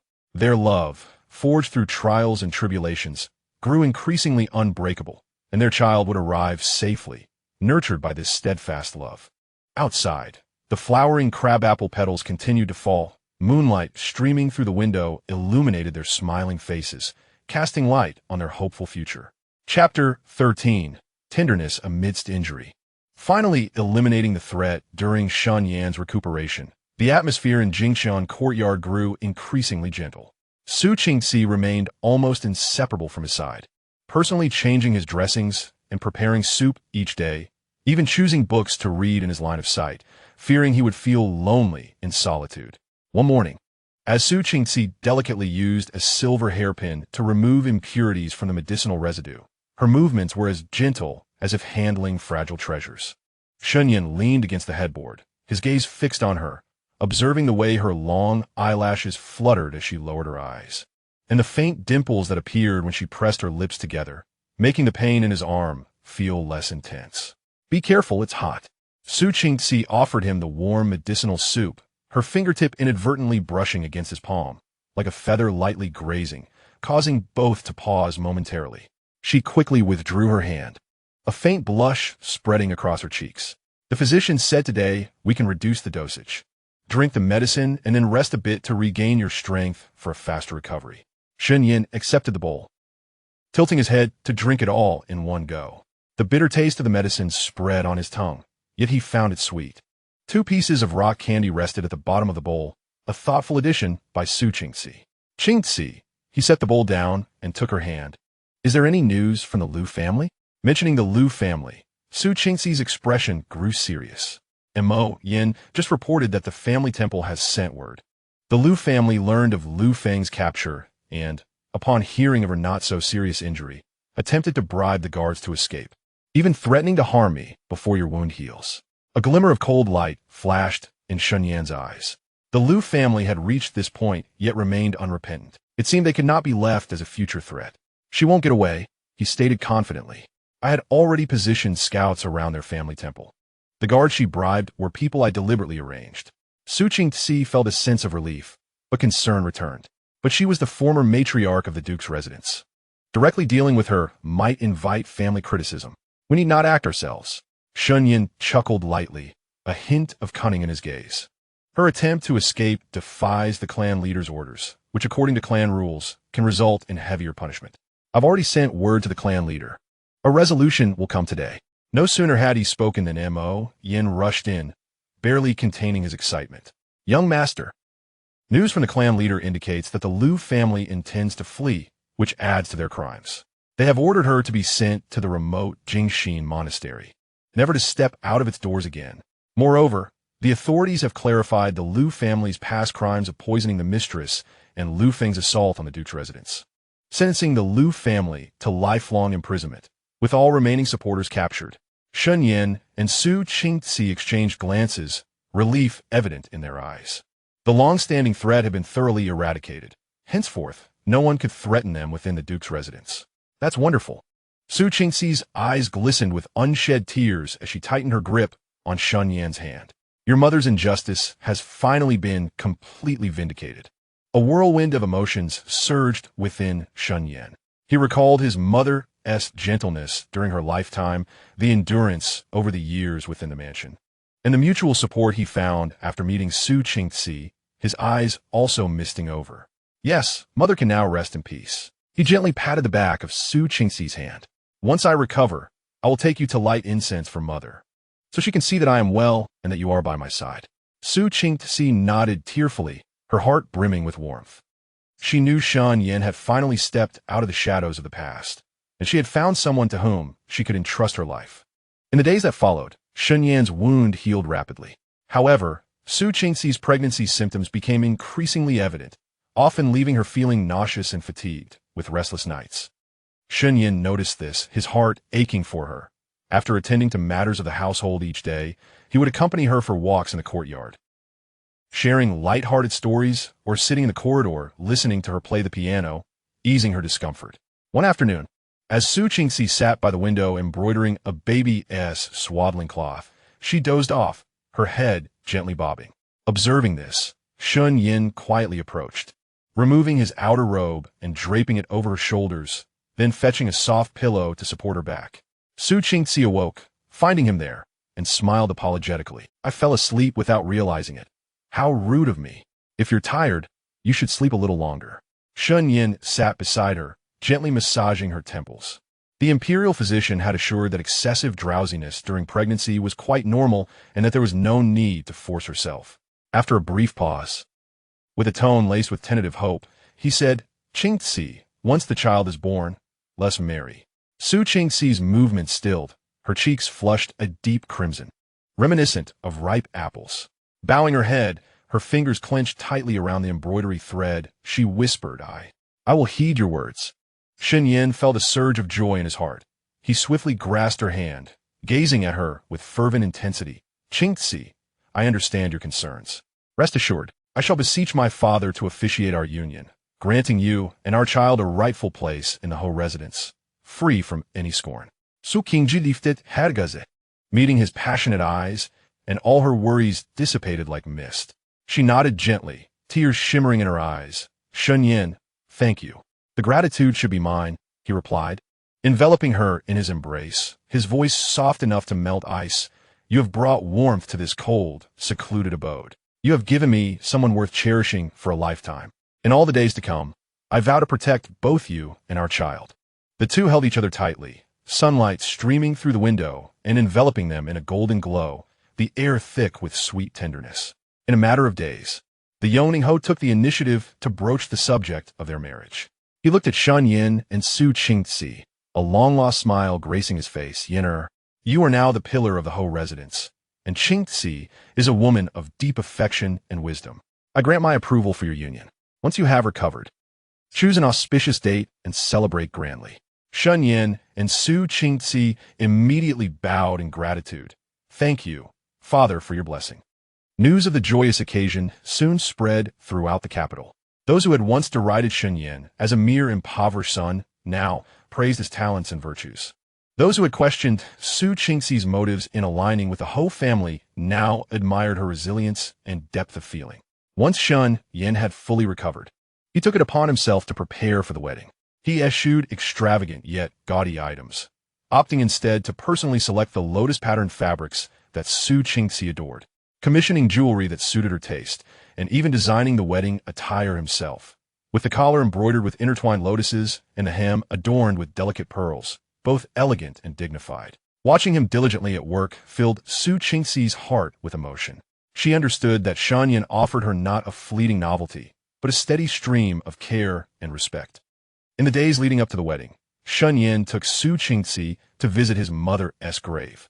The cemetery was meticulously maintained, fresh chrysanthemums placed before the tombstone. Shen Yin knelt before it, his voice choked with emotion. Mother, your son has come to see you. Please rest assured, I am well and have found someone to share my life with. In a few days, I shall bring her home as your daughter-in-law, and we will live well, not disappointing your hopes. Su Qingzi knelt beside him, deeply bowing 3 times. Mother, please be at ease. I will take good care of Shen Yin and protect our home, ensuring you are not let down. A gentle breeze swept through, rustling the fallen leaves, as if responding silently from above. Shen Yin helped Su Qingzi to her feet, and together they stood before the grave, gazing at the distant mountains, their hearts filled with dreams of the future. On the day of the wedding, the Ho residence was adorned with vibrant decorations, bustling with excitement. Guests arrived in droves to offer their congratulations, and the elders beamed with joy, praising Shun Yan's fortune. Su Qingxi donned the wedding attire designed by Shun Yan, crowned with a phoenix headdress and her face veiled with a red cover. Assisted by maids, as she entered the hall, Shun Yan stood at the center of the hall, clad in a resplendent red robe, his stature commanding. His eyes fixed on the crimson figure, brimming with unspoken affection. The ceremony progressed smoothly, and when the officiant called for the couple to bow to each other, Shen Yin gently lifted Su Yingxi's veil. Their eyes met, reflecting one another as forms, filled with deep emotion and understanding. During the banquet, Shen Yin mingled with the guests, but remained ever watchful of Su Qingxi's well-being. Noticing her fatigue, he excused himself to change attire and quietly returned to their chamber. Assisting her to sit down, "You must be weary. Would you like to rest for a while?" Su Qingxi shook her head, smiling. "It's all right. Today is our special day, and I do not feel tired." She grasped Shun Yin's hand. "Shun Yin, we are finally married."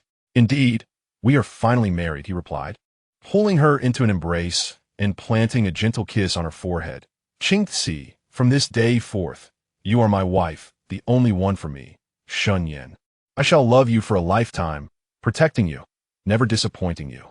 Su Qingxi nestled against him, feeling the steady rhythm of his heartbeat, her heart brimming with tranquility. She knew that their love, having traversed schemes and calculations, had finally blossomed into fruition. In the days ahead, no matter what storms they might face, they would walk hand in hand, trusting and loving one another, safeguarding the precious home they had built together. As night deepened and the guests departed, only the two of them remained in the bridal chamber. The flickering red candles illuminated their tender gazes. Shun Yin gently caressed Su Qingxi's slightly protruding abdomen. His voice soft enough to melt the frost. "Baby, welcome to this family.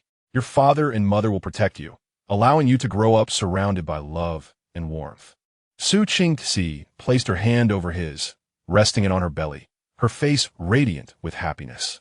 The moonlight streamed through the window, illuminating every corner of their new home and casting light on their hopeful future. The turbulent storms of the past had long since dissipated, leaving only warmth and tranquility. The love between Shun Yin and Su Qingxi, forged in the whirlpool of family strife, had grown ever more unbreakable as they prepared to embark on their journey towards a peaceful and stable life together. Chapter 14.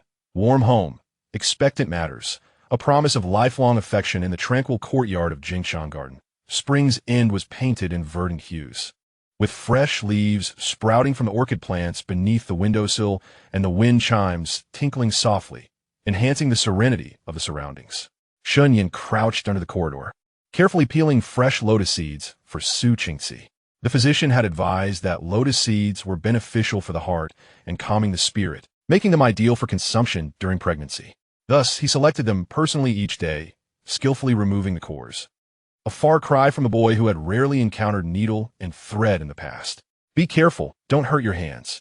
Su Qingxi sat on a cushioned rattan chair, her fingertips lightly resting on her gently rounded belly, her eyes filled with tenderness.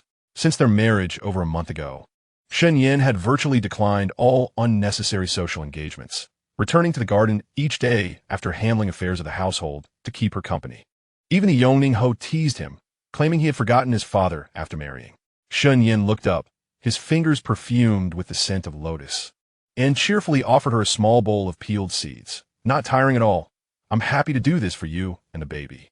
He leaned closer, gently pressing his ear against her abdomen, his face alight with anticipation. "Is the baby behaving well today? Have they kicked you?" Su Qingxi giggled at the warmth of his breath. "Just moved a little. Perhaps they heard your voice." She caressed the soft strands of his hair, feeling a profound sense of peace. In the past, she had faced loneliness in Jiangnan, never imagining she would one day possess such a warm home. At that moment, a timid voice from outside the courtyard called out, "Second young master, Miss Su, the third madam has sent someone to invite you, saying a distant relative has arrived and wishes to meet you both." Shen Yan's brow furrowed slightly. The third madam had been rather subdued since taking charge of the household, and her sudden invitation for a distant relative appeared somewhat suspicious. He stood and adjusted Su Qingxi's shawl. "Let's go and see. If it proves dull, We shall return early. Su Qingxi nodded in agreement, slowly rising with Shun Yan's assistance. Although the fetus was growing steadily, she still needed to be cautious. And Shun Yan remained attentive, ensuring her every step was careful and slow. They traversed through several courtyards before arriving at the third madam's quarters. As they entered the main hall, they beheld a lavishly dressed woman seated at the head of the table, accompanied by a girl of about 15 or 16, who bore a striking resemblance to Lu Shi. Upon noticing Shan Yin and Su Qingxi's entrance, the woman quickly rose to greet them. Greetings, second young master, second young mistress. The third madam smiled, smoothing over the situation. This is my distant cousin, Li Shi, who has come to Beijing with her daughter, Wan Yang, seeking refuge. As Wan Yang just came of age, her gentle disposition led me to consider her as a companion for the second young mistress. Shen Yan's gaze fell upon the young maiden, Wan Yang, and he noticed her eyes flicker, occasionally stealing glances at him. It became evident to him that the third madam likely intended to introduce her into their lives, or perhaps was spurred on by others to gauge his feelings towards Su Qingxi. Su Qingxi understood this as well, yet maintained a calm demeanor, smiling as she spoke. Miss Wan Yang possesses a delicate beauty and appears to have a gentle nature. However, as I am currently with child, I fear I may not be able to provide her with the companionship she deserves, which would indeed be a disservice to her. Li Shi uryevi interjecta. No. It is no disservice at all. To serve the second young mistress in the marquis' residence is a blessing for Wan Yang. While the second young mistress is expecting, Wan Yang can assist with serving tea and other tasks within her capabilities. Wan Yang stepped forward timidly, saying, Second young mistress, I can sew and prepare herbal remedies for a safe pregnancy. I promise to take good care of you. Shen Yin grasped Su Qingxi's hand, his tone calm, yet resolute. That will not be necessary. Jingshan Garden is well cared for by Mo Yin and several capable maids, which is sufficient. Miss Wan Yang is a guest. How can we burden her with such menial tasks? Third madam, let Miss Wan Yang reside here in peace for her recovery. The smile on the third madam's face faltered, taken aback by Shun Yan's bluntness.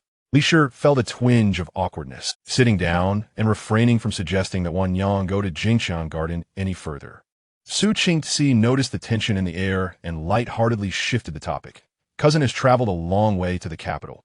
Third madam should offer her warm hospitality. I have some pastries from Jiangnan that I will have someone bring over for cousin and Miss Wan Yang to enjoy. The third madam readily agreed, exchanging pleasantries. Observing Su Qingxi's weariness, Shen Yin stood to take his leave. Mother and cousin, please continue your conversation. Qingxi is unwell. We shall return to the garden first. Once outside the third madam's courtyard, Su Qingxi gently patted Shen Yan's hand. The directness earlier may have offended the third madam. Let it be so, Shen Yan replied, glancing back at her with affectionate eyes. As long as you are well, I shall not allow anyone to disrupt our lives. If the third madam is wise, she will cease bringing this matter up. If not, I will not permit her to trouble you.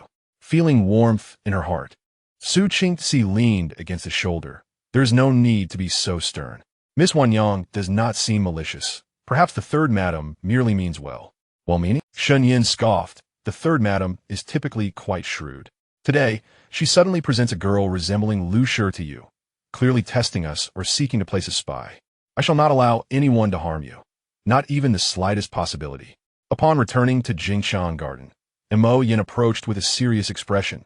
Young master, I overheard the maidens in the third madam's courtyard discussing that Miss Wan Yang was sent by Shun Jin from the estate, intending for her to get close to you and disrupt your relationship with Miss Su. A glint of coldness flashed in Shun Yan's eyes. It appeared Shen Jin was indeed stirring trouble from behind the scenes. After being dispatched to the estate outside the city, he had remained compliant, yet now he sought to instigate discord using a woman. Clearly, I have been too lenient. Shen Yan's tone turned icy. Mo Yin, go to the estate and inform Shen Jin that if he dares to engage in such underhanded tactics again, he must not blame me for disregarding our brotherly bond and exposing his embezzlement of the grain transport funds to the officials, ensuring he spends his life in prison. Understood. Young master. Montakian departed promptly. Su Qingxi observed Shun Yan's expression and softly remarked, Shun Jin is a pitiful soul shaped by Lu Shi's influence. Perhaps we could grant him another chance. If he fails to reform, we can deal with him then. Shun Yin sighed, taking her hand. I know your compassion. But Shun Jin's nature is not one easily mended. Rest assured, I shall not act too harshly. I only wish for him to remain compliant. He paused, adding, As for Miss Wan Yang, I will request the third madam to send her away, lest she cause further disturbances in the household. You, being with child, should not be subjected to such trivialities. Su Qingxi nodded in agreement. She was not weak. Rather, she wished not to let such matters affect her mood, nor did she want her unborn child to sense any negativity. In the following days, the household indeed grew much quieter.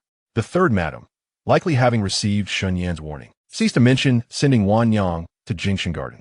Soon after, she sent them away under the pretext of matters at Li Shi's home. Shen Jin also remained silent, suggesting that Mo Yan's words had made an impact. Shun Yin continued to accompany Su Qingxi daily, tending to the garden, strolling with her, and sharing amusing tales from outside the estate. Su Qingxi's pregnancy symptoms gradually lessened, and her spirits lifted considerably, occasionally indulging in playing the piano or painting, while Shun Yin quietly kept her company, his gaze never straying from her. One afternoon, the physician arrived to examine Su Qingxi.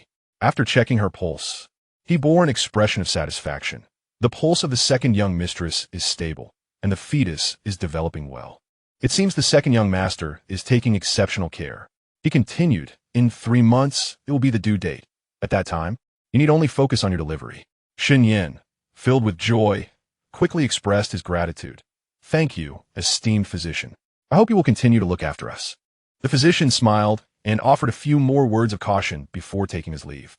Afterward, Shun Yin assisted Su Qingxi in taking a leisurely stroll in the garden, the sunlight filtering through the leaves, casting a warm glow upon them. Suddenly, Su Qingxi halted, looking up at Shun Yin. Shun Yin, I wish to return to Jiangnan. Shun Yin was taken aback. Why the sudden desire to return to Jiangnan? Given your condition, a long journey would be too arduous.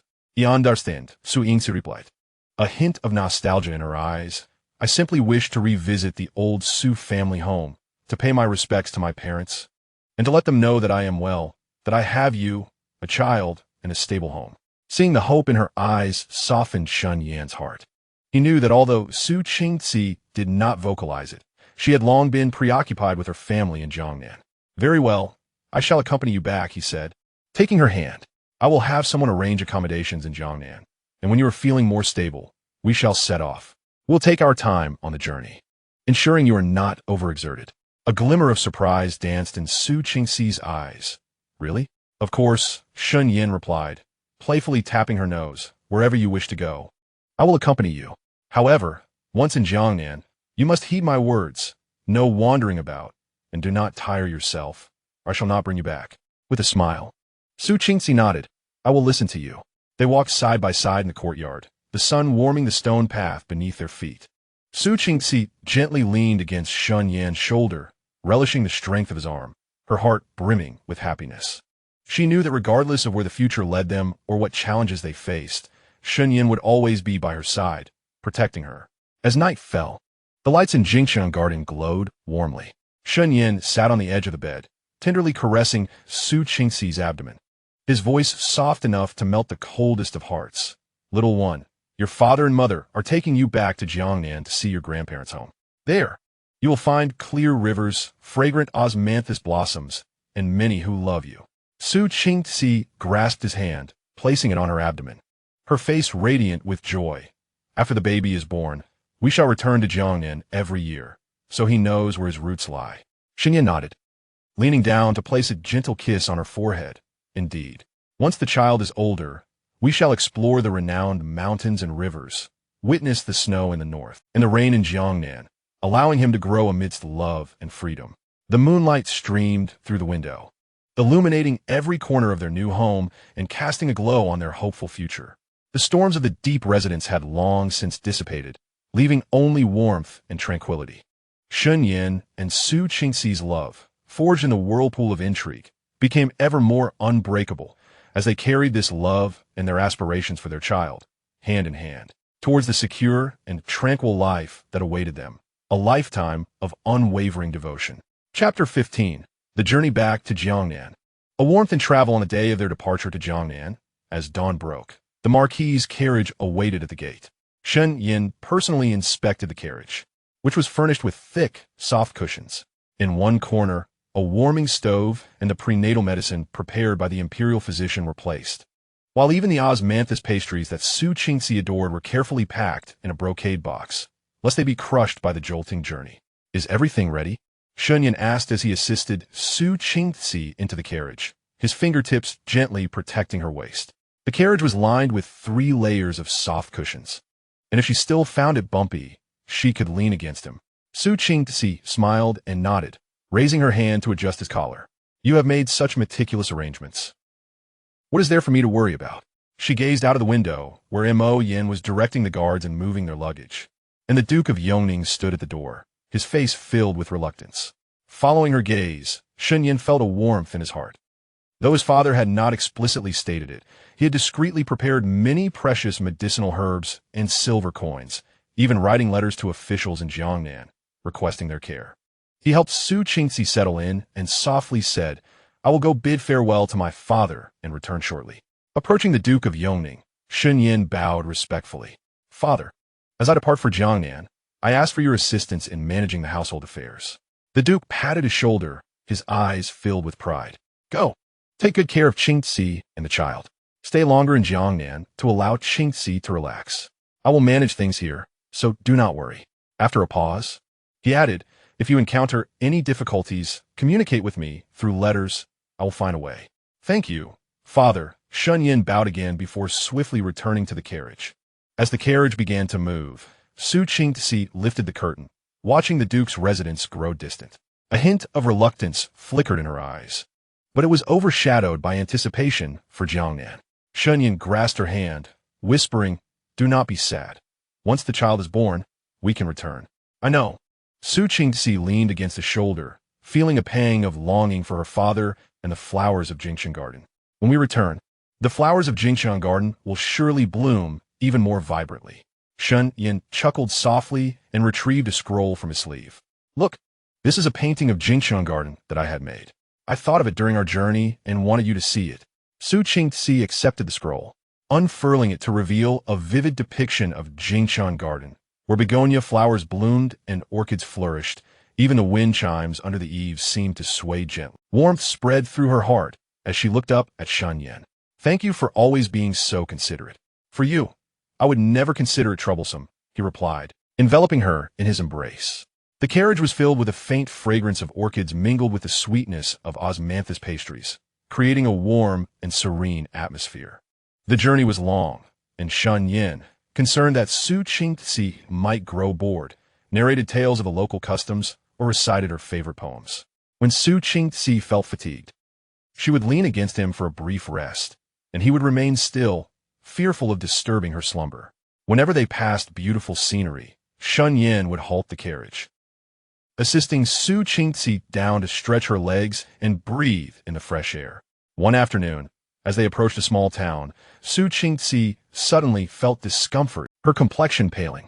Shunyan's heart raced, and he immediately ordered the carriage to stop, helping her down and finding a clean inn for them to stay.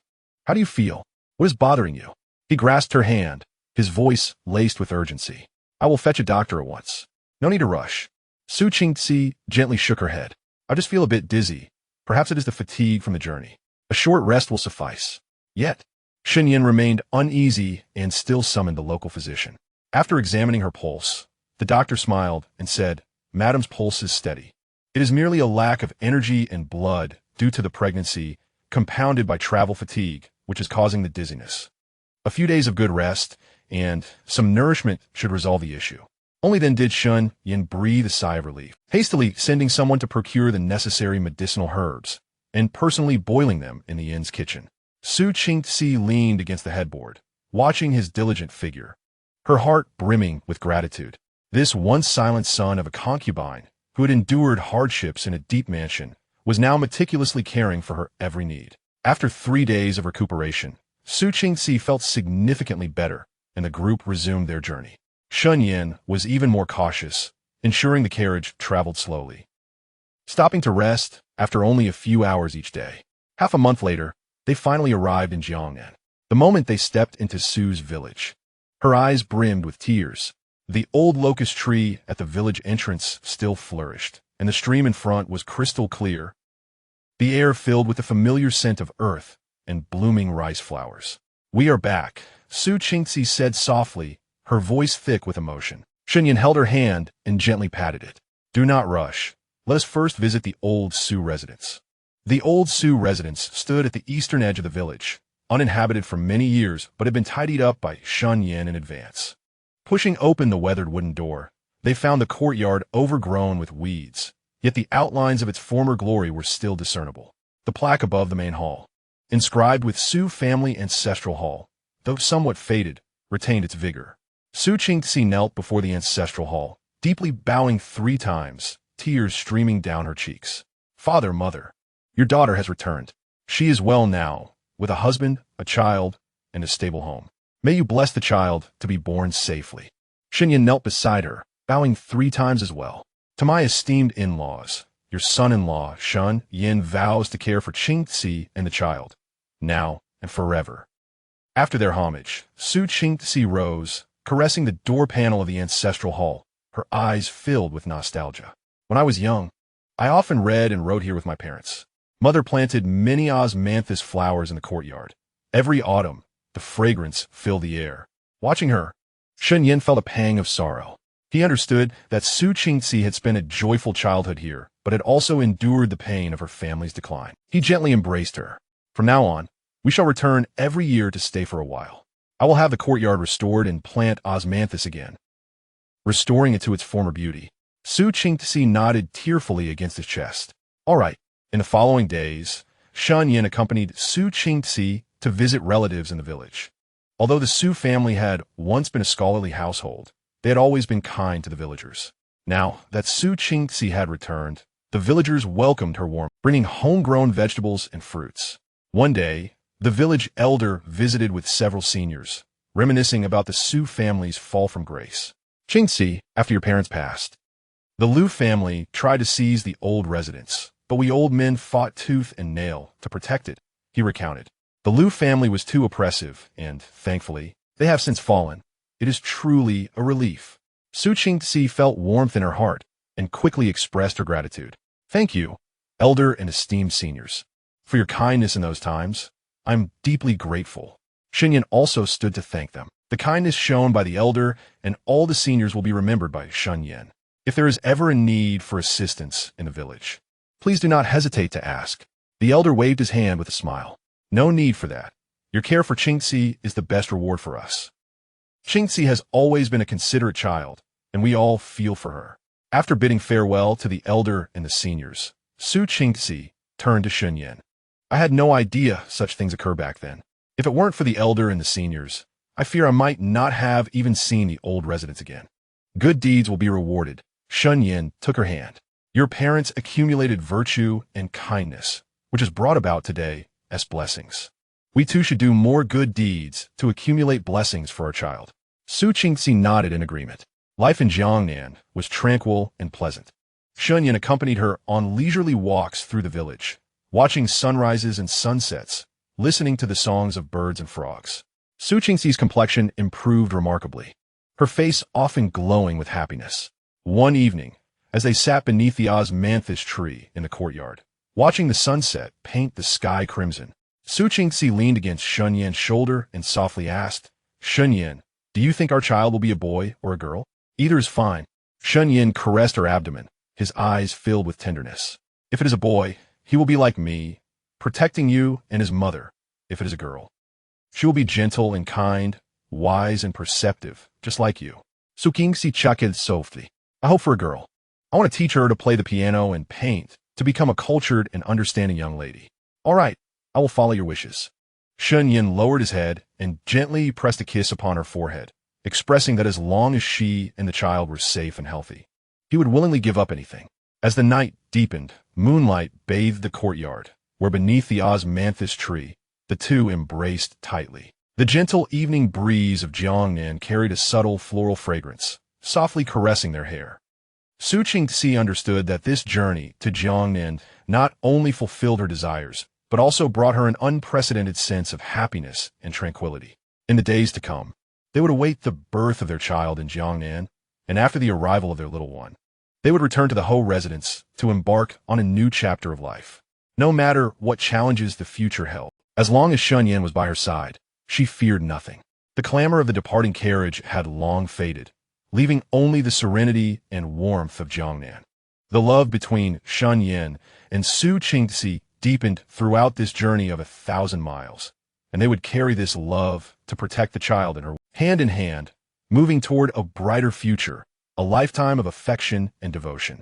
Chapter 16. Jiangnan Moonlight. Awaiting the child summer nights in Jiangnan are always tender. In the courtyard of the Su family's old residence, Shun Yan set up a bamboo couch covered with a cool bamboo mat, beside which stood a pot of blooming jasmine, its fragrance wafting through the air. Su Qingxi reclined on the couch, a light blanket draped over her, her fingertips gently tracing the slight bulge of her abdomen.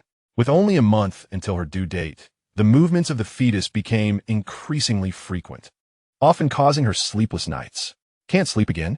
Shun Yan approached with a bowl of chilled lotus seed soup, his voice barely above a whisper, fearing to disturb her. He had been learning to prepare Jiangnan delicacies from the village women, and the lotus seed soup was tender and sweet, specially chilled to a refreshing temperature, both soothing and gentle on the stomach.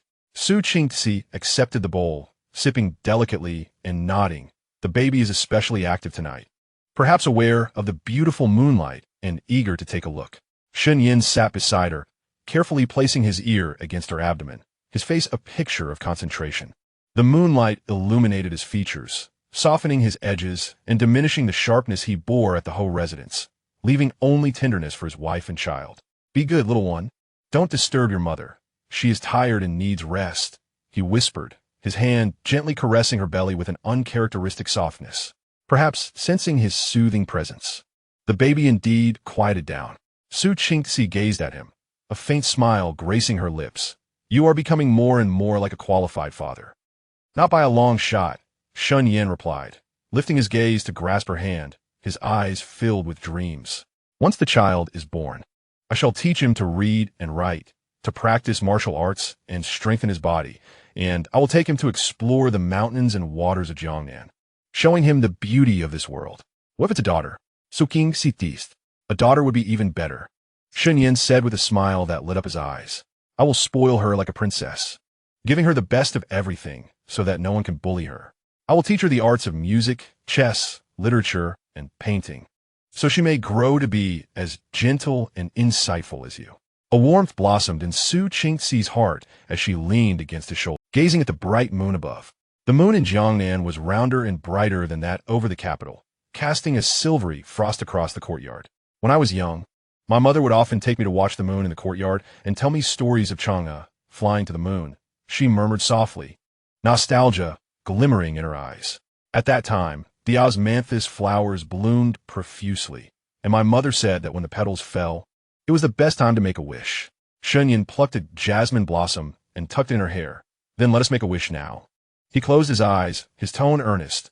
I wish for Qingxi to have a smooth delivery, for both mother and child to be safe, and for our child to grow up healthy, and for our family to remain forever happy and well. Su Qingxi also closed her eyes, joining him in the wish. The evening breeze rustled, carrying the fragrance of jasmine and the distant croaking of frogs from the rice fields. Everything felt so tranquil and beautiful. In the following days, Shun Yan grew increasingly busy. Not only did he care for Su Qingxi's daily needs, but he also tended to the courtyard of the Su family's old residence, planting osmanthus and orchids according to Su Qingxi's memories.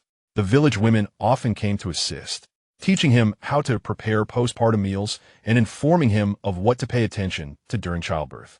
Shun Yan diligently recorded everything, his notebook filled with densely packed notes. One morning, as Su Qingxi strolled in the courtyard, she suddenly felt a sharp pain in her abdomen, her complexion paling instantly. Shun Yan's heart raced, quickly supporting her. What's wrong? Is it time to give birth? It shouldn't be. It's just a twinge. Perhaps the baby is moving, Su Qingxi said, trying to endure the discomfort. Yet Shun Yan did not dare take it lightly, and immediately sent for the midwife they had contacted in advance.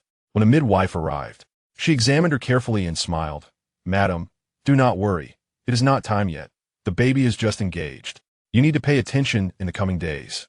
And if you experience regular contractions, It will be time to prepare for delivery. Only then did Shun Yin feel relieved, helping Su Qingzi back to rest. After this scare, he remained by her side without leaving, even while eating or sleeping, keeping one eye open, fearing he might miss any signs.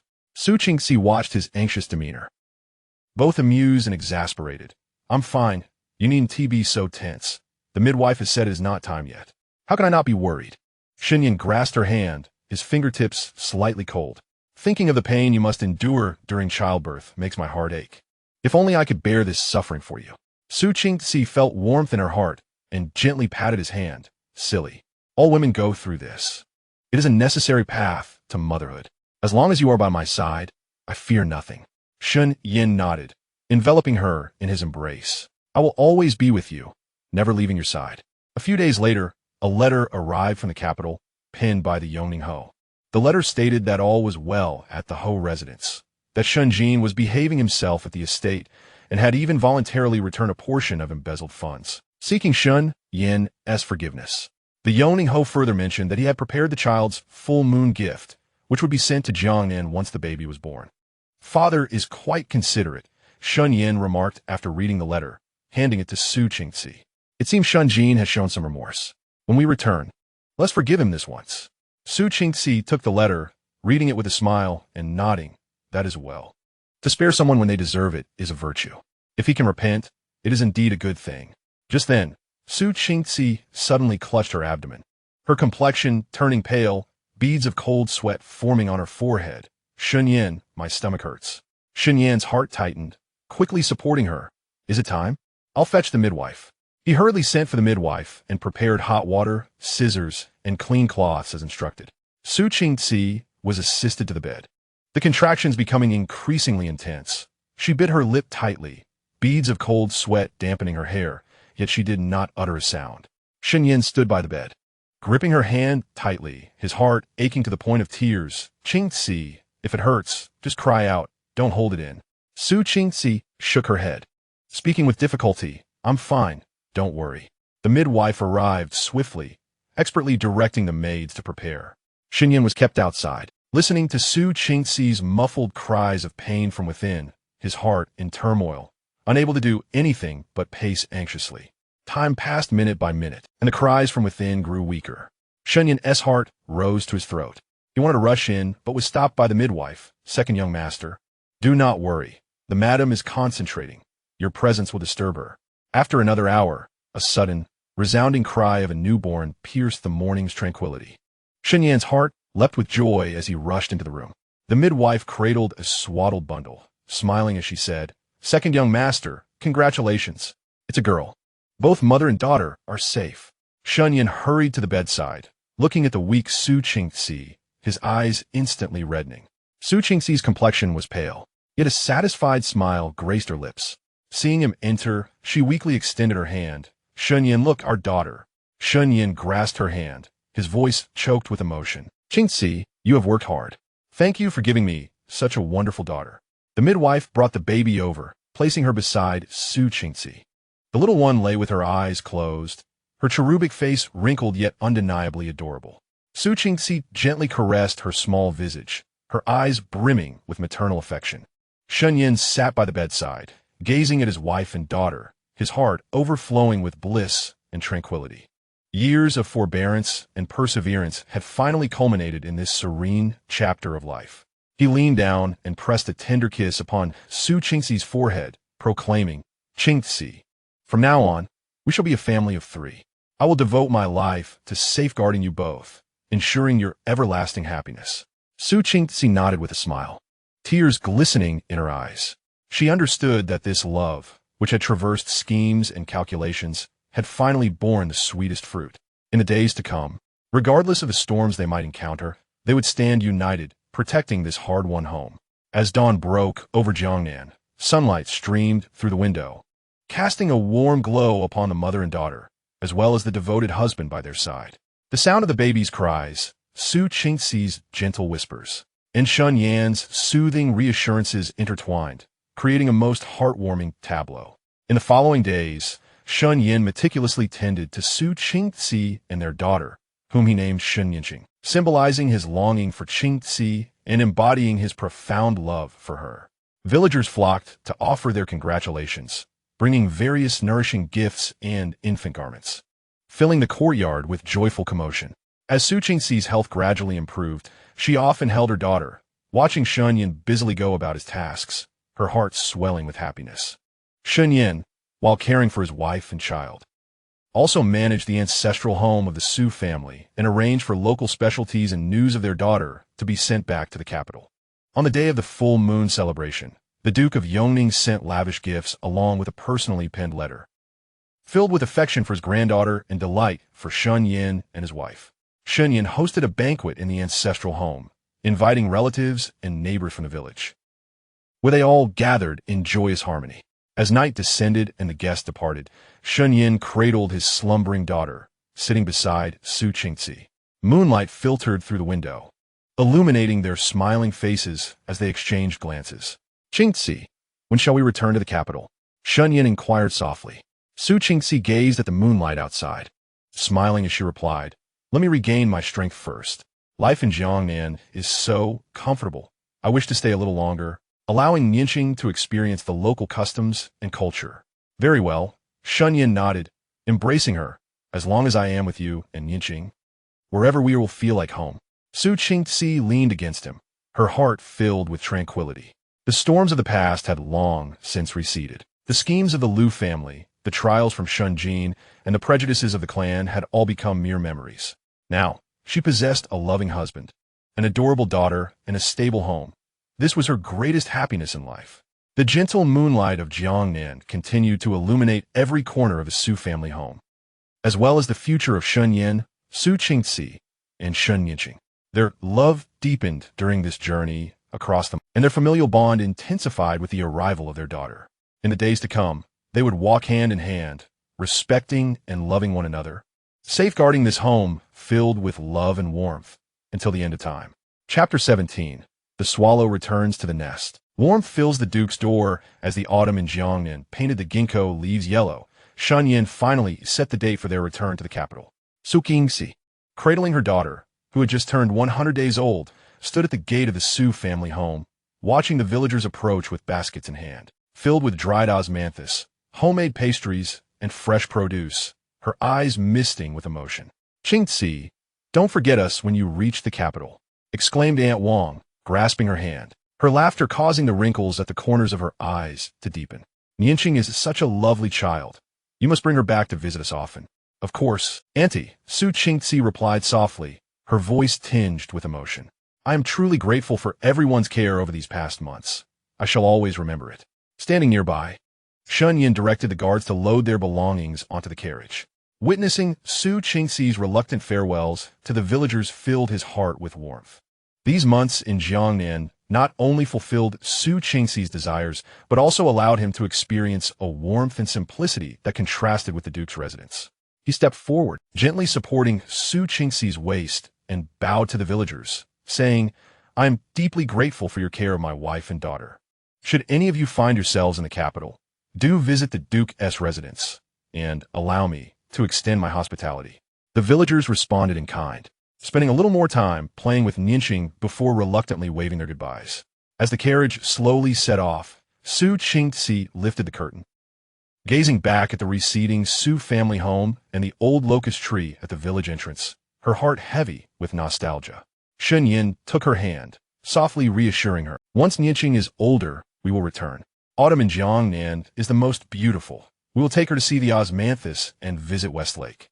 Su Qingxi nodded, resting her head on his shoulder, looking down at her peacefully sleeping daughter. The little one, clad in a pink coat, bore a striking resemblance to Shen Yin, though her delicate nose was a reflection of her mother, petite and perfectly shaped, occasionally smacking her lips in her dreams, utterly charming. The journey back to the capital felt even longer than their initial trip. Though Nianqing was generally well-behaved, she occasionally cried. Shen Yin transitioned from a flustered novice to a capable caretaker, mastering diaper changes, formula preparation, and soothing her to sleep. Even the accompanying maidservants could not help but jest. "The second master now cares for the little princess with more finesse than we do." Shen Yin merely smiled, his gaze resting on his wife and daughter, filled with one night at an inn. Nianqing unexpectedly developed a low fever, causing Su Qingzi to fret anxiously.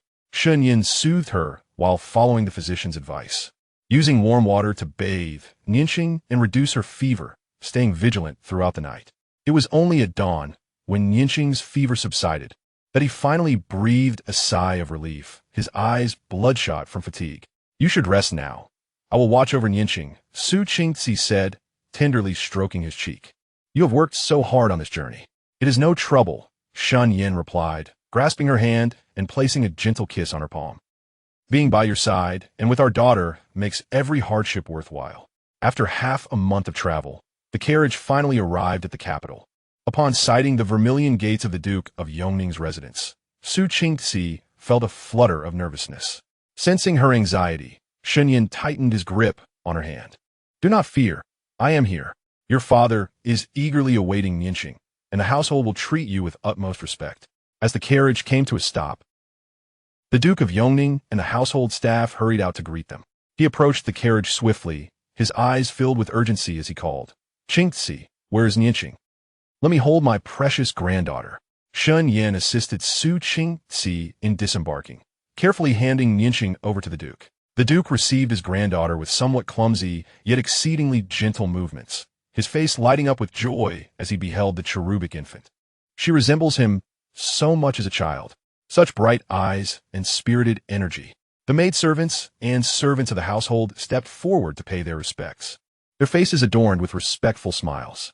Third Madam approached, smiling warmly as she took Su Qingzi's hand. Qingzi, you must be exhausted from your journey. I have had Jingqiang courtyard prepared for you. It is more spacious and brighter than before, with a crib specially arranged. You and Nianqing shall be comfortable there. Su Qingzi expressed her gratitude with a smile, her earlier anxieties beginning to dissipate. She could sense that the Duke's residence was no longer the cold and calculating place it once was, but had truly become a warm home. Upon returning to Jingqiang courtyard, it was indeed as Third Madam had described, newly refreshed. The begonia and orchid in the courtyard flourished beautifully. Colorful sachets hung along the corridor. And the room was laid with thick carpets, with the crib positioned by the window, perfectly basked in sunlight. The maidservants brought warm water and snacks, bustling about in an orderly manner, devoid of any chaos. What do you think? Are you satisfied? Shen Yin enveloped her from behind, resting his chin atop her head. If there is anything amiss, we shall make adjustments. I am very satisfied. Su Qingzi turned to embrace him. Thank you, Shen Yin. What do you have to thank me for? Shen Yin chuckled lightly. Ensuring your comfort and that of the child is my duty. In the days that followed, the Duke's residence was filled with the laughter of Nianqing. The Yongning Ho visits his granddaughter almost daily, holding on to Nianqing with great reluctance to part. He even arranged for the finest toys and fabrics in the capital to create garments and supplementary food for her. The household staff are all captivated by Nianqing, and even the usually stern guards reveal gentle smiles upon seeing her. One afternoon, Shen Jin unexpectedly arrived at Jingqinyuan, clad in a simple long robe, radiating a newfound composure. Upon seeing Shen Yin and Su Qingzi, he bowed and greeted second brother, second sister-in-law. Shen Yin, somewhat taken aback, nodded in acknowledgement. Eldest brother has come. Su Qingzi, holding Nianqing, smiled and gestured for the maid to bring a seat. Sing, eldest brother, please sit.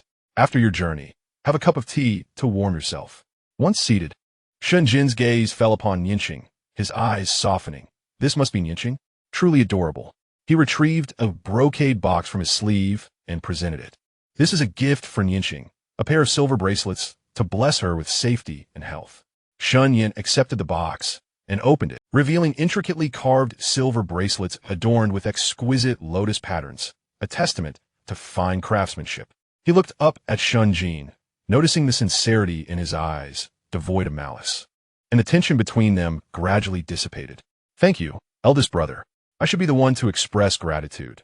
Shen Jin sighed, his tone laced with remorse in the past. I was foolish, blinded by my mother, and acted against you and your sister-in-law at every turn. Had it not been for your mercy, I would have long been disgraced. Over the past few months at the estate, I have reflected deeply and come to understand many truths. Moving forward, I shall not trouble you again, but simply wish to live a quiet life. Shen Yin regarded him, feelings of mixed emotions swirling within. He knew that Shun Jin's transformation was a considerable feat. He patted Shun Jin on the shoulder. Eldest brother, let bygones be bygones. We are brothers, bound by blood. Should any matters arise in the future, do not hesitate to speak. A flicker of emotion passed through Shun Jin's eyes as he nodded, agreed. Su Qingxi observed the brothers reconciling and felt a wave of relief. Cradling Nianqing, she smiled. Eldest brother, do visit Jingqinyuan often. Nianqing will have another who loves her dearly. Shun Jin agreed with a smile, playing with Nianqing for a while before taking his leave. After bidding farewell, Shun Yin grasped Su Qingxi's hand. See, everything is getting better. Su Qingxi nodded, her eyes brimming with joy. Indeed, all is improving. Before long, news reached the capital that Lu Shi had passed away at Jingxinan. It was said that in her later years, she devoted herself to Buddhism yet could not overcome her inner turmoil, ultimately departing this world in solitude and regret. Upon receiving the news, Shun Yin and Su Qingxi felt little emotion, merely instructing Mo Yin to handle the funeral arrangements at Jingxinan. It is all over, Shun Yin said softly as he stood in the courtyard, gazing at the evening glow. Su Qingxi approached him and took his hand. Yes, it is all over. From now on, no one and nothing will disturb us. Shun Yin turned to her, his eyes filled with tenderness. He leaned down and placed a gentle kiss on her forehead. Qingxi, thank you. You have brought warmth into this deep courtyard and given me someone I wish to protect for a lifetime. In the days to come, I shall ensure you and Nianqing are safe and happy.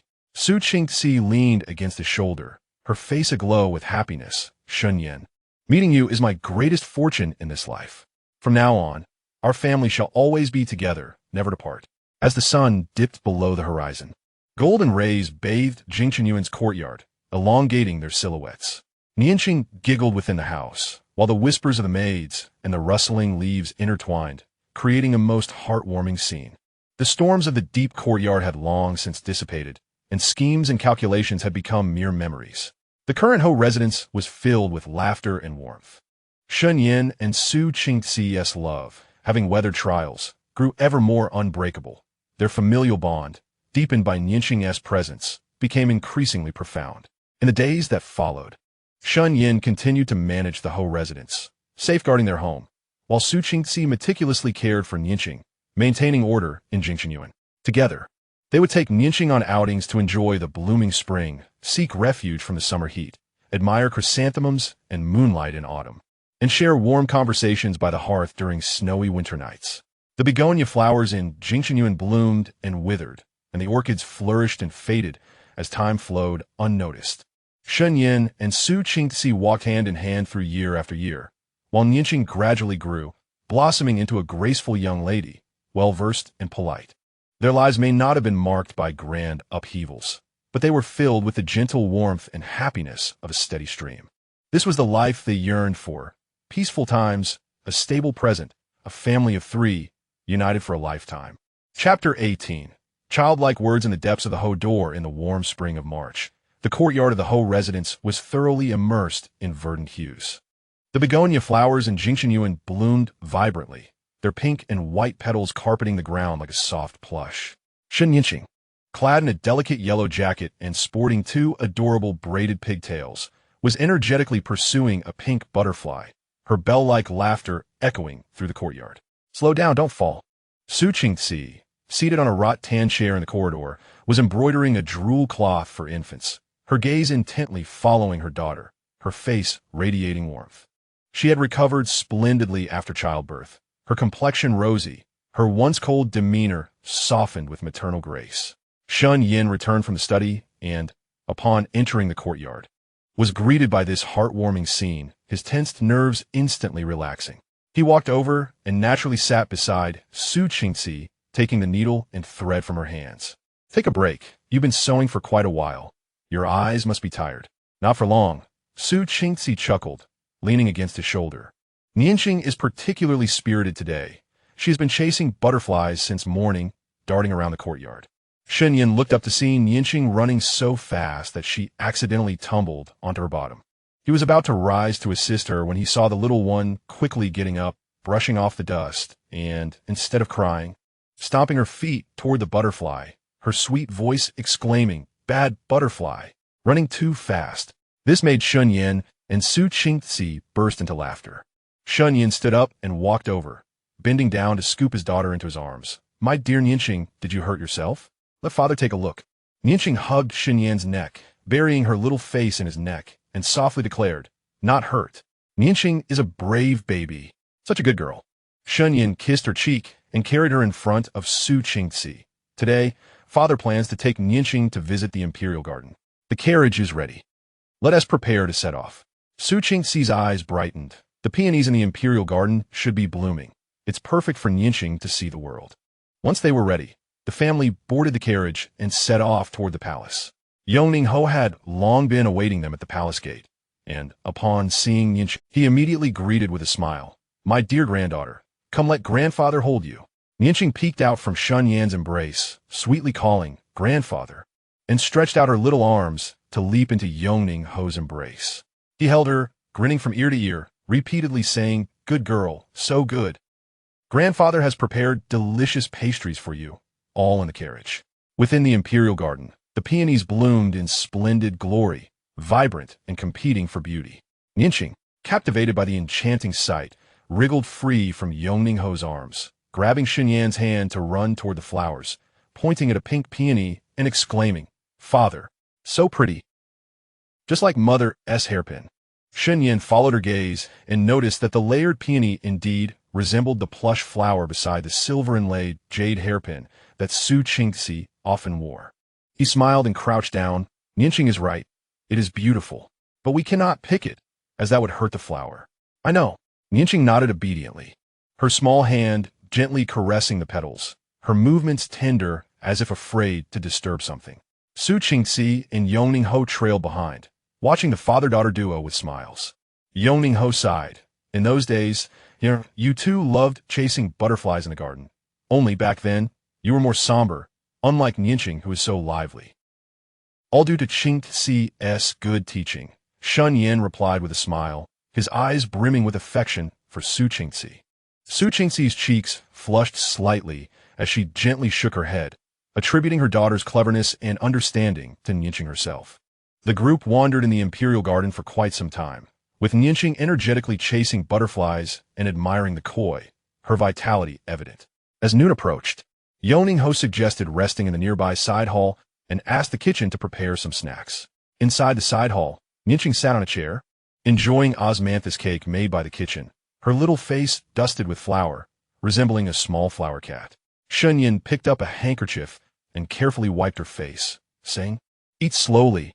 No one is competing with you. It's delicious. Nianqing exclaimed with her cheeks puffed, speaking indistinctly. It's even better than what mother makes. Su Qingzi chuckled as she playfully tapped her little nose. You little glutton, your mother will make you even tastier treats later. Just then, a commotion outside caught their attention, accompanied by the sound of a child crying. A young eunuch led a small boy into the hall, who appeared to be around 4 or 5 years old. Dressed in a splendid robe, tears streaming down his face as he cried, I want a peony. I want the biggest peony. The maid following him quickly reassured, Little prince, that peony is a treasure of the Imperial Garden. It cannot be picked. If you do, the emperor will punish you. I don't care. I want it. The little boy wailed, breaking free from the maid's grasp and crashing into the table beside Nianqing, toppling a teacup and splashing hot water on Nianqing's hand. Nianqing cried out in pain, her small hand turning red. Su Qingxi's heart tightened as she immediately scooped her daughter up. Checking her hand, Nianqing, does it hurt? Let mother take a look. Shun Yan's expression darkened as he coldly glared at the little boy. Whose child are you? How rude. Startled by Shun Yan's imposing demeanor, the boy's cries momentarily ceased, but he stubbornly retorted, I am the little prince of the Roan Wangfu. I wanted the peony. She was in my way. Impudent. Yongning Ho's face also grew stern. Even if you are a little prince, you cannot harm others at will. Nianqing is a little princess of our household. If you hurt her, what punishment should you face? The little prince, intimidated by Yongning Ho's authority, hid behind the maid and began to cry softly. At that moment, the Roan Wangfei hurried over, and upon seeing the scene, she quickly approached Yongning Ho and Shun Yan, bowing respectfully. Greetings to Yongning Ho. Greetings to the second young master and second young madam. My son has been rude and disturbed you all. Please forgive him. The Roan Wangfei is too polite. Su Qingzi replied, holding Nianqing while maintaining a calm, yet somewhat distant tone. However, the little prince has caused injury without cause, and Nianqing's hand has been burned. I kindly asked the Wang Fei for an explanation. The roan Wang Fei glanced at Nianqing's reddened hand and then at her son, her expression filled with regret. It is my failure in discipline. Come, take the little prince away and punish him to copy disciples' regulations 10 times. Additionally, I have a bottle of excellent burn ointment from the Imperial Medicine Chamber. It works wonders, so please apply it to the little princess. As she spoke, the roan Wang Fei instructed someone to hand over the burn ointment. Su Qingzi accepted it and applied some to Nianqing's hand, and her cries gradually subsided. Shun Yin observed Nianqing's calming emotions, and his expression softened. Since the Wang Fei has already addressed the matter, let it rest. However, I asked the Wang Fei to properly discipline the little prince in the future to prevent any further harm to others. Yes, I will certainly discipline him well, the roan Wang Fei repeatedly assured, offering further apologies before hastily departing with her son. After this minor disturbance, Nianqing nestled in Su Qingzi's embrace and softly said, "Mother, that little prince is not nice. He bullies people. Indeed, his actions were inappropriate." Su Qingzi gently patted her back. "You must not learn from him, and always be a polite child who does not bully others." Nianqing nodded vigorously, declaring herself the most obedient. After resting for a while, they rose to return to the Hofu. On the way, Shun Yin watched Su Qingzi tenderly comforting Nianqing, filled with emotion. Once, they had supported each other through hardships in the depths of the manor. Now, they had become each other's steadfast support, blessed with such a lovely daughter. This life was something he had never dared to dream of before. Upon returning to the Hofu, Shun Jin happened to visit Nianqing. Seeing the burn ointment on her hand, he quickly inquired, "What happened to Nianqing? How'd her hand get hurt?" "She was burned by the little prince of the Roan Wang Fu in the Imperial Garden." Shun Yin briefly recounted the incident. Shun Jin's expression darkened. "The little prince of the Roan Wang Fu is usually spoiled. I did not expect him to be so rude." "Is Nianqing all right?" "She has already applied the burn ointment and is feeling much better." Su Qingzi replied with a smile. "It's just a minor scuffle among children. There is no major harm." Shun Jin nodded and took out a small wooden rabbit from his sleeve, presenting it to Nianqing. "Nianqing, this is a little rabbit I carved for you to apologize. I hope you recover soon." Nianqing accepted the little rabbit, her eyes sparkling, forgetting the pain in her hand, and joyfully exclaimed, "Thank you, uncle. The little rabbit is so cute." Shun Jin watched her delighted expression with a warm smile. Over the years, he had been immersed in studying at the estate, his temperament having become much steadier. His relationship with Shun Yin had grown increasingly harmonious, as he often visited Jingqian courtyard to see Nianqing, showering her with affection. In the days that followed, Nianqing's hand healed swiftly. Shun Yin and Su Qingzi continued to accompany her daily, teaching her to read and write, and taking her for walks around the estate. Nianqing was exceptionally bright, able to recite numerous poems by the age of 3 and write several simple characters, endearing herself to Yongning Ho, who frequently invited her to stay in the main courtyard for a few days. One day, after Shun Yin completed his household affairs, he returned to Jingqian courtyard and found Su Qingzi accompanying Nianqing in the yard as they flew kites. Nianqing joyfully ran while holding the kite string, and Su Qingzi followed behind, occasionally reminding her to slow down. Shun Yin approached, embracing Su Qingzi from behind, and whispered in her ear, "Qingzi, let's have another child." Su Qingzi paused for a moment, her cheeks flushing slightly, and she smiled, nodding, "All right." Shun Yan's heart filled with joy as he held her tightly. "This time, let's have a son to protect Nianqing. May our family always be together." Su Qingzi leaned against him, watching their daughter running in the distance, her face radiating happiness. The sunlight bathed them in warmth and brightness, while the begonia petals danced in a breeze, resembling a romantic shower of blossoms. The storms of the past had long receded from the deep manor, leaving behind abundant warmth and tranquility.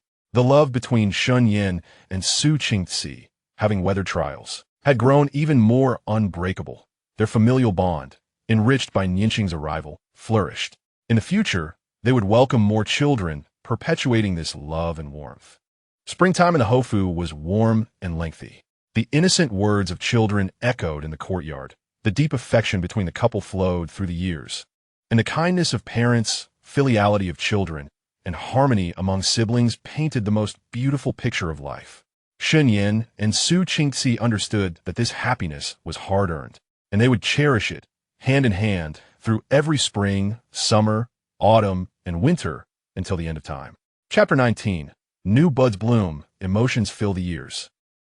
In the lush summer of Jingqian courtyard, the old locust tree cast a vast shade with its leaves, while the cicadas chirped harmoniously without being intrusive, enhancing the tranquility of the courtyard.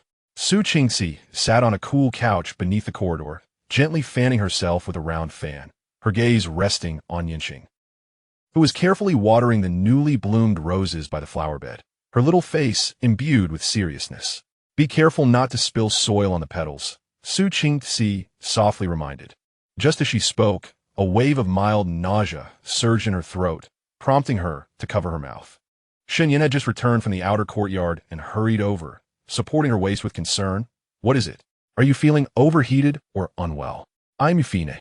Su Qingxi shook her head, taking a moment to gather herself before responding. "Perhaps it's just the heat. I feel a bit queasy." Shen Yan furrowed his brow, immediately instructing a maid to bring chilled sour plum soup and sending for the physician. "Don't sit here in the heat. There's an ice basin indoors. Let us go inside to rest." He carefully helped Su Qingxi to her feet, his movements gentle as if handling fragile treasure. Yingqing hastily set down her small water jug and rushed over to tug at Su Qingxi's skirt, her little face filled with concern as she asked, "Mother, are you unwell?" Yingqing can blow on it to make it better. With that, she gently blew into Su Qingxi's palm, amused by her daughter's adorable demeanor. Su Qingxi bent down to caress her head, reassuringly saying, "Mother is perfectly fine. Yingqing is truly sweet." Upon returning indoors, the coolness emanating from the ice basin dispelled the heat of the day.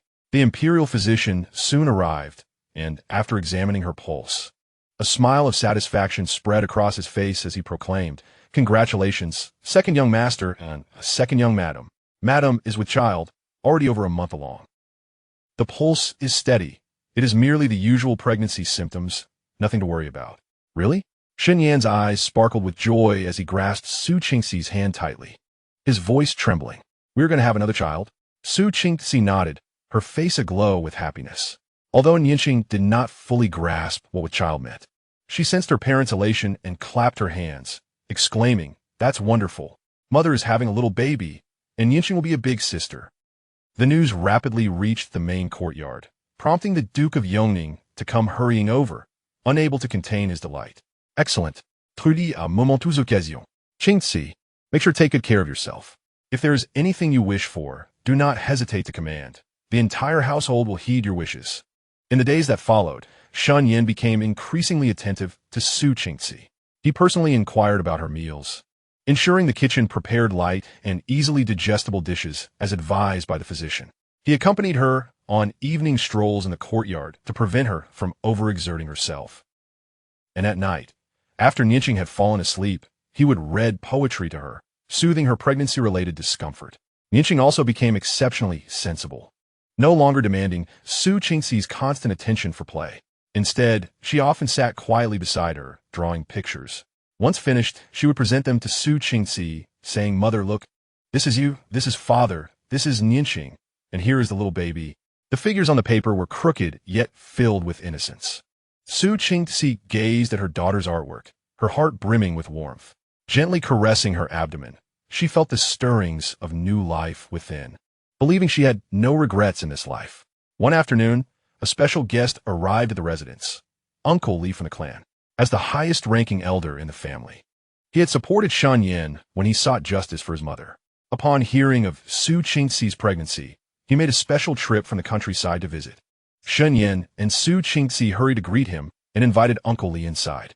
Yingqing sweetly called out, "Grandpa Li," and brought him a cup of tea. Uncle Li looked at Yingqing with fondness, saying, "This child has grown so much, with delicate features and such understanding. Truly a good child." He then turned to Shen Yan and Su Qingxi, smiling, "I always said that Yinner is a responsible one, and Qingxi is perceptive. Together, you would surely find happiness. It is evident now that this harmony in the Duke's residence is all thanks to you." "You flatter us, Uncle," Shen Yan replied with a bow. "It is all due to the blessings of our elders and my father's guidance." We bear no merit. Uncle Li waved his hand. It was you who steadied the ship during turbulent times, unraveled old cases, punished wrongdoers, and treated family well, thus restoring the Duke's residence to its former glory. Qingci, with your gentle and capable nature managing household affairs and raising such a wonderful daughter, you are truly a blessing to the Duke's residence. Su Qingci felt a blush rise to her cheeks as she softly replied, Uncle, you are too kind. This is merely my duty.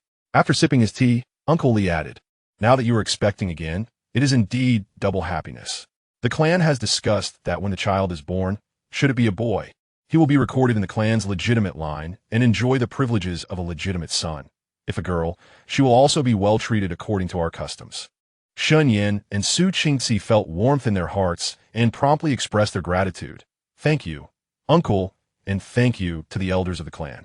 Uncle Li smiled and nodded. There is no need for thanks. This is what you deserve. Live well and raise your children properly.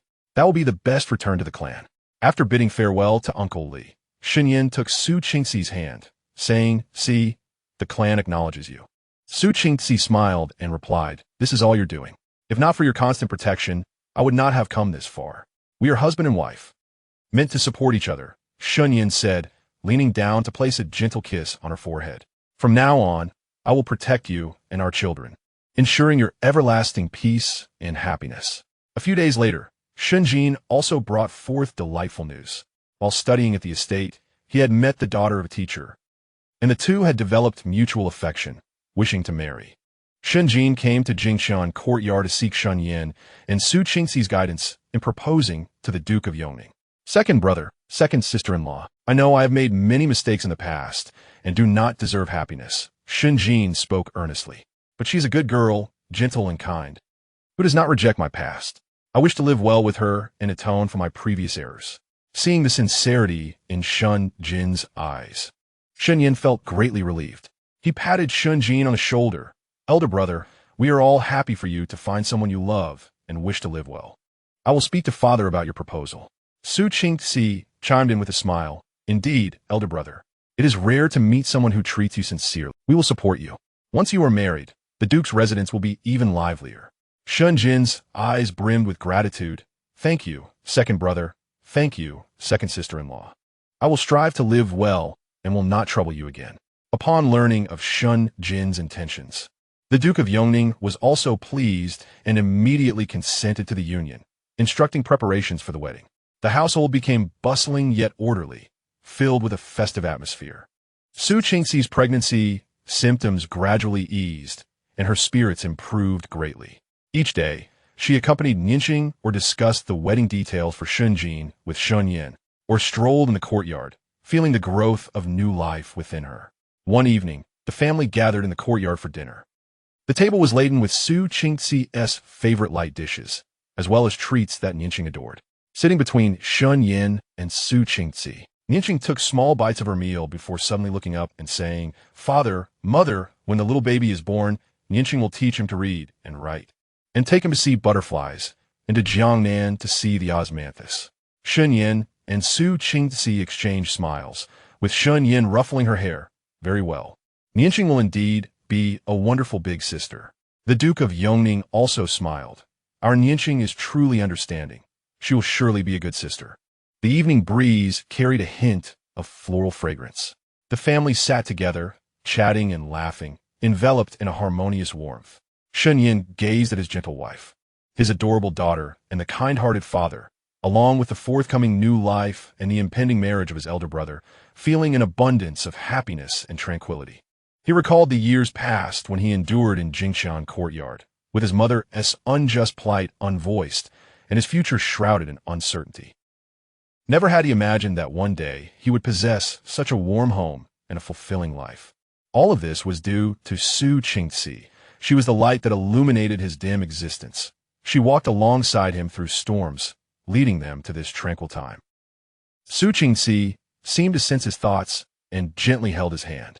Their eyes met, and without words, their hearts communicated in understanding. The affection and tacit bond reflected the best testament of time as passage. As night deepened and stars twinkled above, Nianqing fell asleep in the Duke of Yongning's embrace. Shen Yin assisted Su Qingxi to rise and return indoors.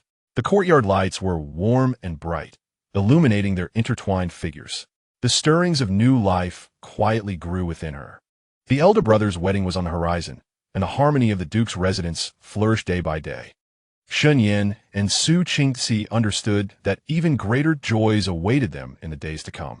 Together, they would safeguard this home filled with love and warmth. Witnessing their children grow up healthily and watching time flow gently, perpetuating this happiness and tranquility for a lifetime.